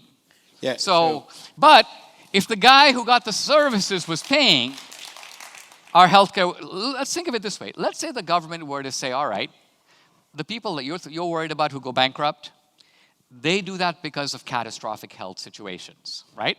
Catastrophic health situations are, I need a heart surgery, I need a new lung, and this is going to cost $100,000, I don't have $100,000. What I'm saying is we could insure the entire American population against catastrophic events, kind of like hurricanes and so on, except in this case disease, and allow people to pay, at least people who are not poor people on Medicaid, pay their routine health care bills. Wait, are you okay with Medicaid? I'm okay with Medicaid for the poor who can't afford it, yes. Socialist. No, it's not socialist. No, I know. It's just I'm a safety netist. I'm just waiting. Yeah. There's a couple points I have to address. Okay, so the point I'm trying to make is, in an American healthcare system where we paid our routine healthcare bills, and the government insured us against catastrophic illness, you would magically begin to see healthcare prices plummet. You go to the doctor, he goes, I'm going to run 7 tests. You're like, really, 7 tests? Just because I have a cold and a sore throat? What are the 7 tests? Why do I need 7 tests? Suddenly the guy next door would be offering 4 tests and half the price. And I'd walk across the street because I'm paying. If the government gave us a $10,000 healthcare voucher and said to you, listen, if you can spend it all on healthcare, but if you only spend $1,000, you can pocket the other 9. Notice the tremendous behavioral change that would sweep across this country. Suddenly people would demand to know what healthcare should cost. And it would change the system. So that's all I'm saying. You're fighting a caricature, whereas I'm saying there are better ways to run these things and deliver the safety net we want. And I think Trump represents that. It's not obvious he does, but that's what he does. I would agree. Hey, Matt, we have time for your response here. Yeah, but I got to we'll respond have to wrap this. up after that. Yeah, because, so wow, I just lost like half my train of thought right there. As soon as we mentioned Trump, it just happens every time. Okay, so there are things about the system that I'm in complete agree with you. I'm not denying the facts. There are certain things about what you said where you're talking about the guy going in for services is not paying for it. The unfortunate fact is that there are guys who are going in who are paying for it directly because of problems with insurance and other things. It's not always just the insurance. Now, the prices, I agree with you on the economics of how this ends up happening and how they end up raising. The problem is that there are also guys who aren't paying for it because they can't afford it. They don't have insurance. They can't get it. And the example that you came up with of going into the grocery store and taking what you need, first of all, we could have a conversation about food, but I'm not going to go in for 3 root canals just because they're free. I'm not going to go in to have 15 gallbladders removed just because I'm not paying. Let's pause right there. So I agree with those examples, but they're misleading examples. No, they're not your typical. example was monumentally misleading to suggest that it's somehow the problem that if we start giving people health care, that they're going to necessarily take advantage of it, even though we know human behavior will have people take advantage of it, not in the way of let me grab as much milk as I can. That was my problem with the example. There are ways to fix the system to lower the prices so that we're not, because, by the way, the insurance companies are not getting screwed. They're making money. And so the guy who goes in who's not paying for it, it's not the insurance guy that's getting screwed, it's everybody else. And the other thing is, if the doctor tells me I need 7 tests, and this doctor tells me I need 4 tests, and I'm not a doctor, what if one of those 3 tests is what I actually need? This is the problem, because we have people who are, okay, yeah, there's people who are lazy thinkers, but generally, I don't have time to become an expert on everything. No, you don't. And so I have to rely on experts.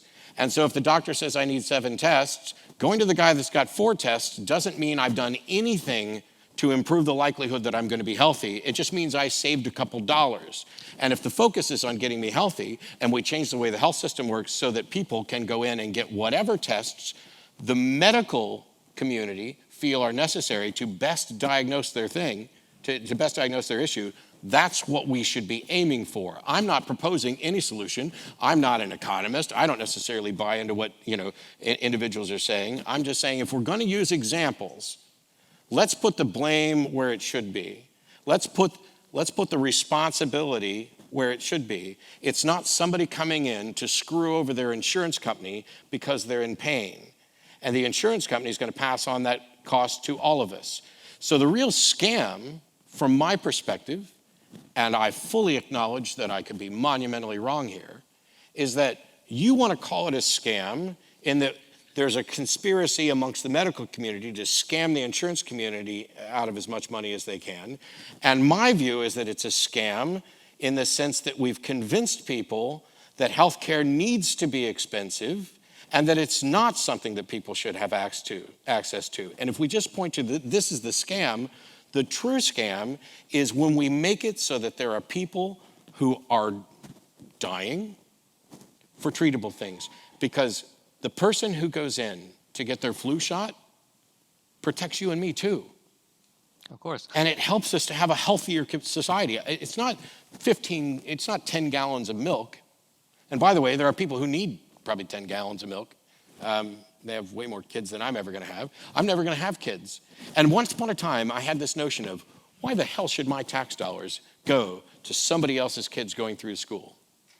Yeah, but that's not what I'm saying. But they should go to that because those kids are part of my community. They're going to be the ones that are working. They're going to be the ones that are curing whatever cancer I end up with in 20 years. It's worth it, even though I don't have kids, to provide and contribute to the society that I benefit from, which I don't think you deny. I don't deny that at all. That was me preaching. That's something I don't think he denies. Right. So we shouldn't knock straw men here. The scam of healthcare. Hold my beer. The scam of healthcare, at least Obamacare, was a scam between the government and the insurance companies against the American people. And here's what I mean. Obama went to the healthcare companies, which he knew would oppose Obamacare because it involved greater federal control. And Obama basically said, listen, guys, I'm going to give you the greatest profit windfall in your history. Why? I'm going to force every living American to buy health insurance. It's not optional. It's kind of like if I were to force every American to buy broccoli. The broccoli industry would be orgasmic with delight. So you are going to be making money hand and foot because there are a lot of people, young people particularly, who may not even need insurance. They're perfectly healthy. They can make a decision for themselves about whether they want it and what kind of insurance they want. I'm going to shove it down their throat whether they want to or not. In exchange for this profit windfall, I want you to lobby for Obamacare. I want you to fund my campaign. So we will go into this together. And so all the insurance companies, if you notice, were all for Obamacare, running ads for Obamacare. Why? Because Obamacare was a scam perpetrated between the government and the industry, not the first time in history, by the way, on the American people. That's point one. Point two, the vast majority of our healthcare budget goes on older people. Not surprisingly, that's when you need the most healthcare. But that's when your root canal example completely breaks down. Because anybody who is in the healthcare industry or works in a hospice or even works in a hospital as a nurse dealing with old people recognizes that we have a massive problem in our society, and it may be more unique to Western society, of loneliness. Loneliness. Old people, by and large, don't live with their kids. They don't see their grandkids. So because of loneliness, healthcare becomes a form of counseling, of therapy. I need this, I need that. So first of all, I'm in favor of counseling and therapy, especially for the elderly. No, but I'm just saying it is an empirical fact, and you're all about empirical facts in the world. It's an empirical fact that the demand for healthcare in the elderly community is huge. And a lot of it, and some of us may know this from personal example, that people like to see the doctor because because the doctor is, first of all, one of the few people who takes a direct personal interest in them, will spend by and large as much time as they want with the doctor because he's billing. I get it. So all I'm getting at is this: it's not like a root canal. You and I hate to see the doctor. We hate to see the dentist. We would never go for any reason other than we are being dragged there by our spouse or whatever. But I'm saying there are lots of people who like going to the doctor, who like to actually discuss their ailments, who think they have more ailments than they actually have. If you can show, if you can show that this is a significant contributor to healthcare prices, I'll buy you a steak dinner. Okay. If I can show you, okay. I think that it's good to end on that. That's a good deal. I think we're going to need like 3 or 4 more hours of conversation between these two guys. What do you guys think? I don't have time tonight, though. Not tonight, though. Well, let's just thank you very much, Dinesh and Matt, for taking the time and being brave and engaging in this discourse. Magic tricks, $1, a little later, out in the lobby. Matt will be doing magic in the lobby. We'll come hang out for a while with you guys. As you notice, I have my new shirt on. I got this made. It says, Ben Shapiro likes infant genital cutting. So, for those of you who don't know, I've recently declared ideological war on Ben Shapiro. You can learn more about this at pang-burn.com to learn more about what that means. But anyways, I just wanted to say thank you guys so much for coming tonight, and I hope to be back and to do more events in New York. Thank you. Thank you all. Thank you very much. Thank you very much. Thank you. Pleasure. Thank you.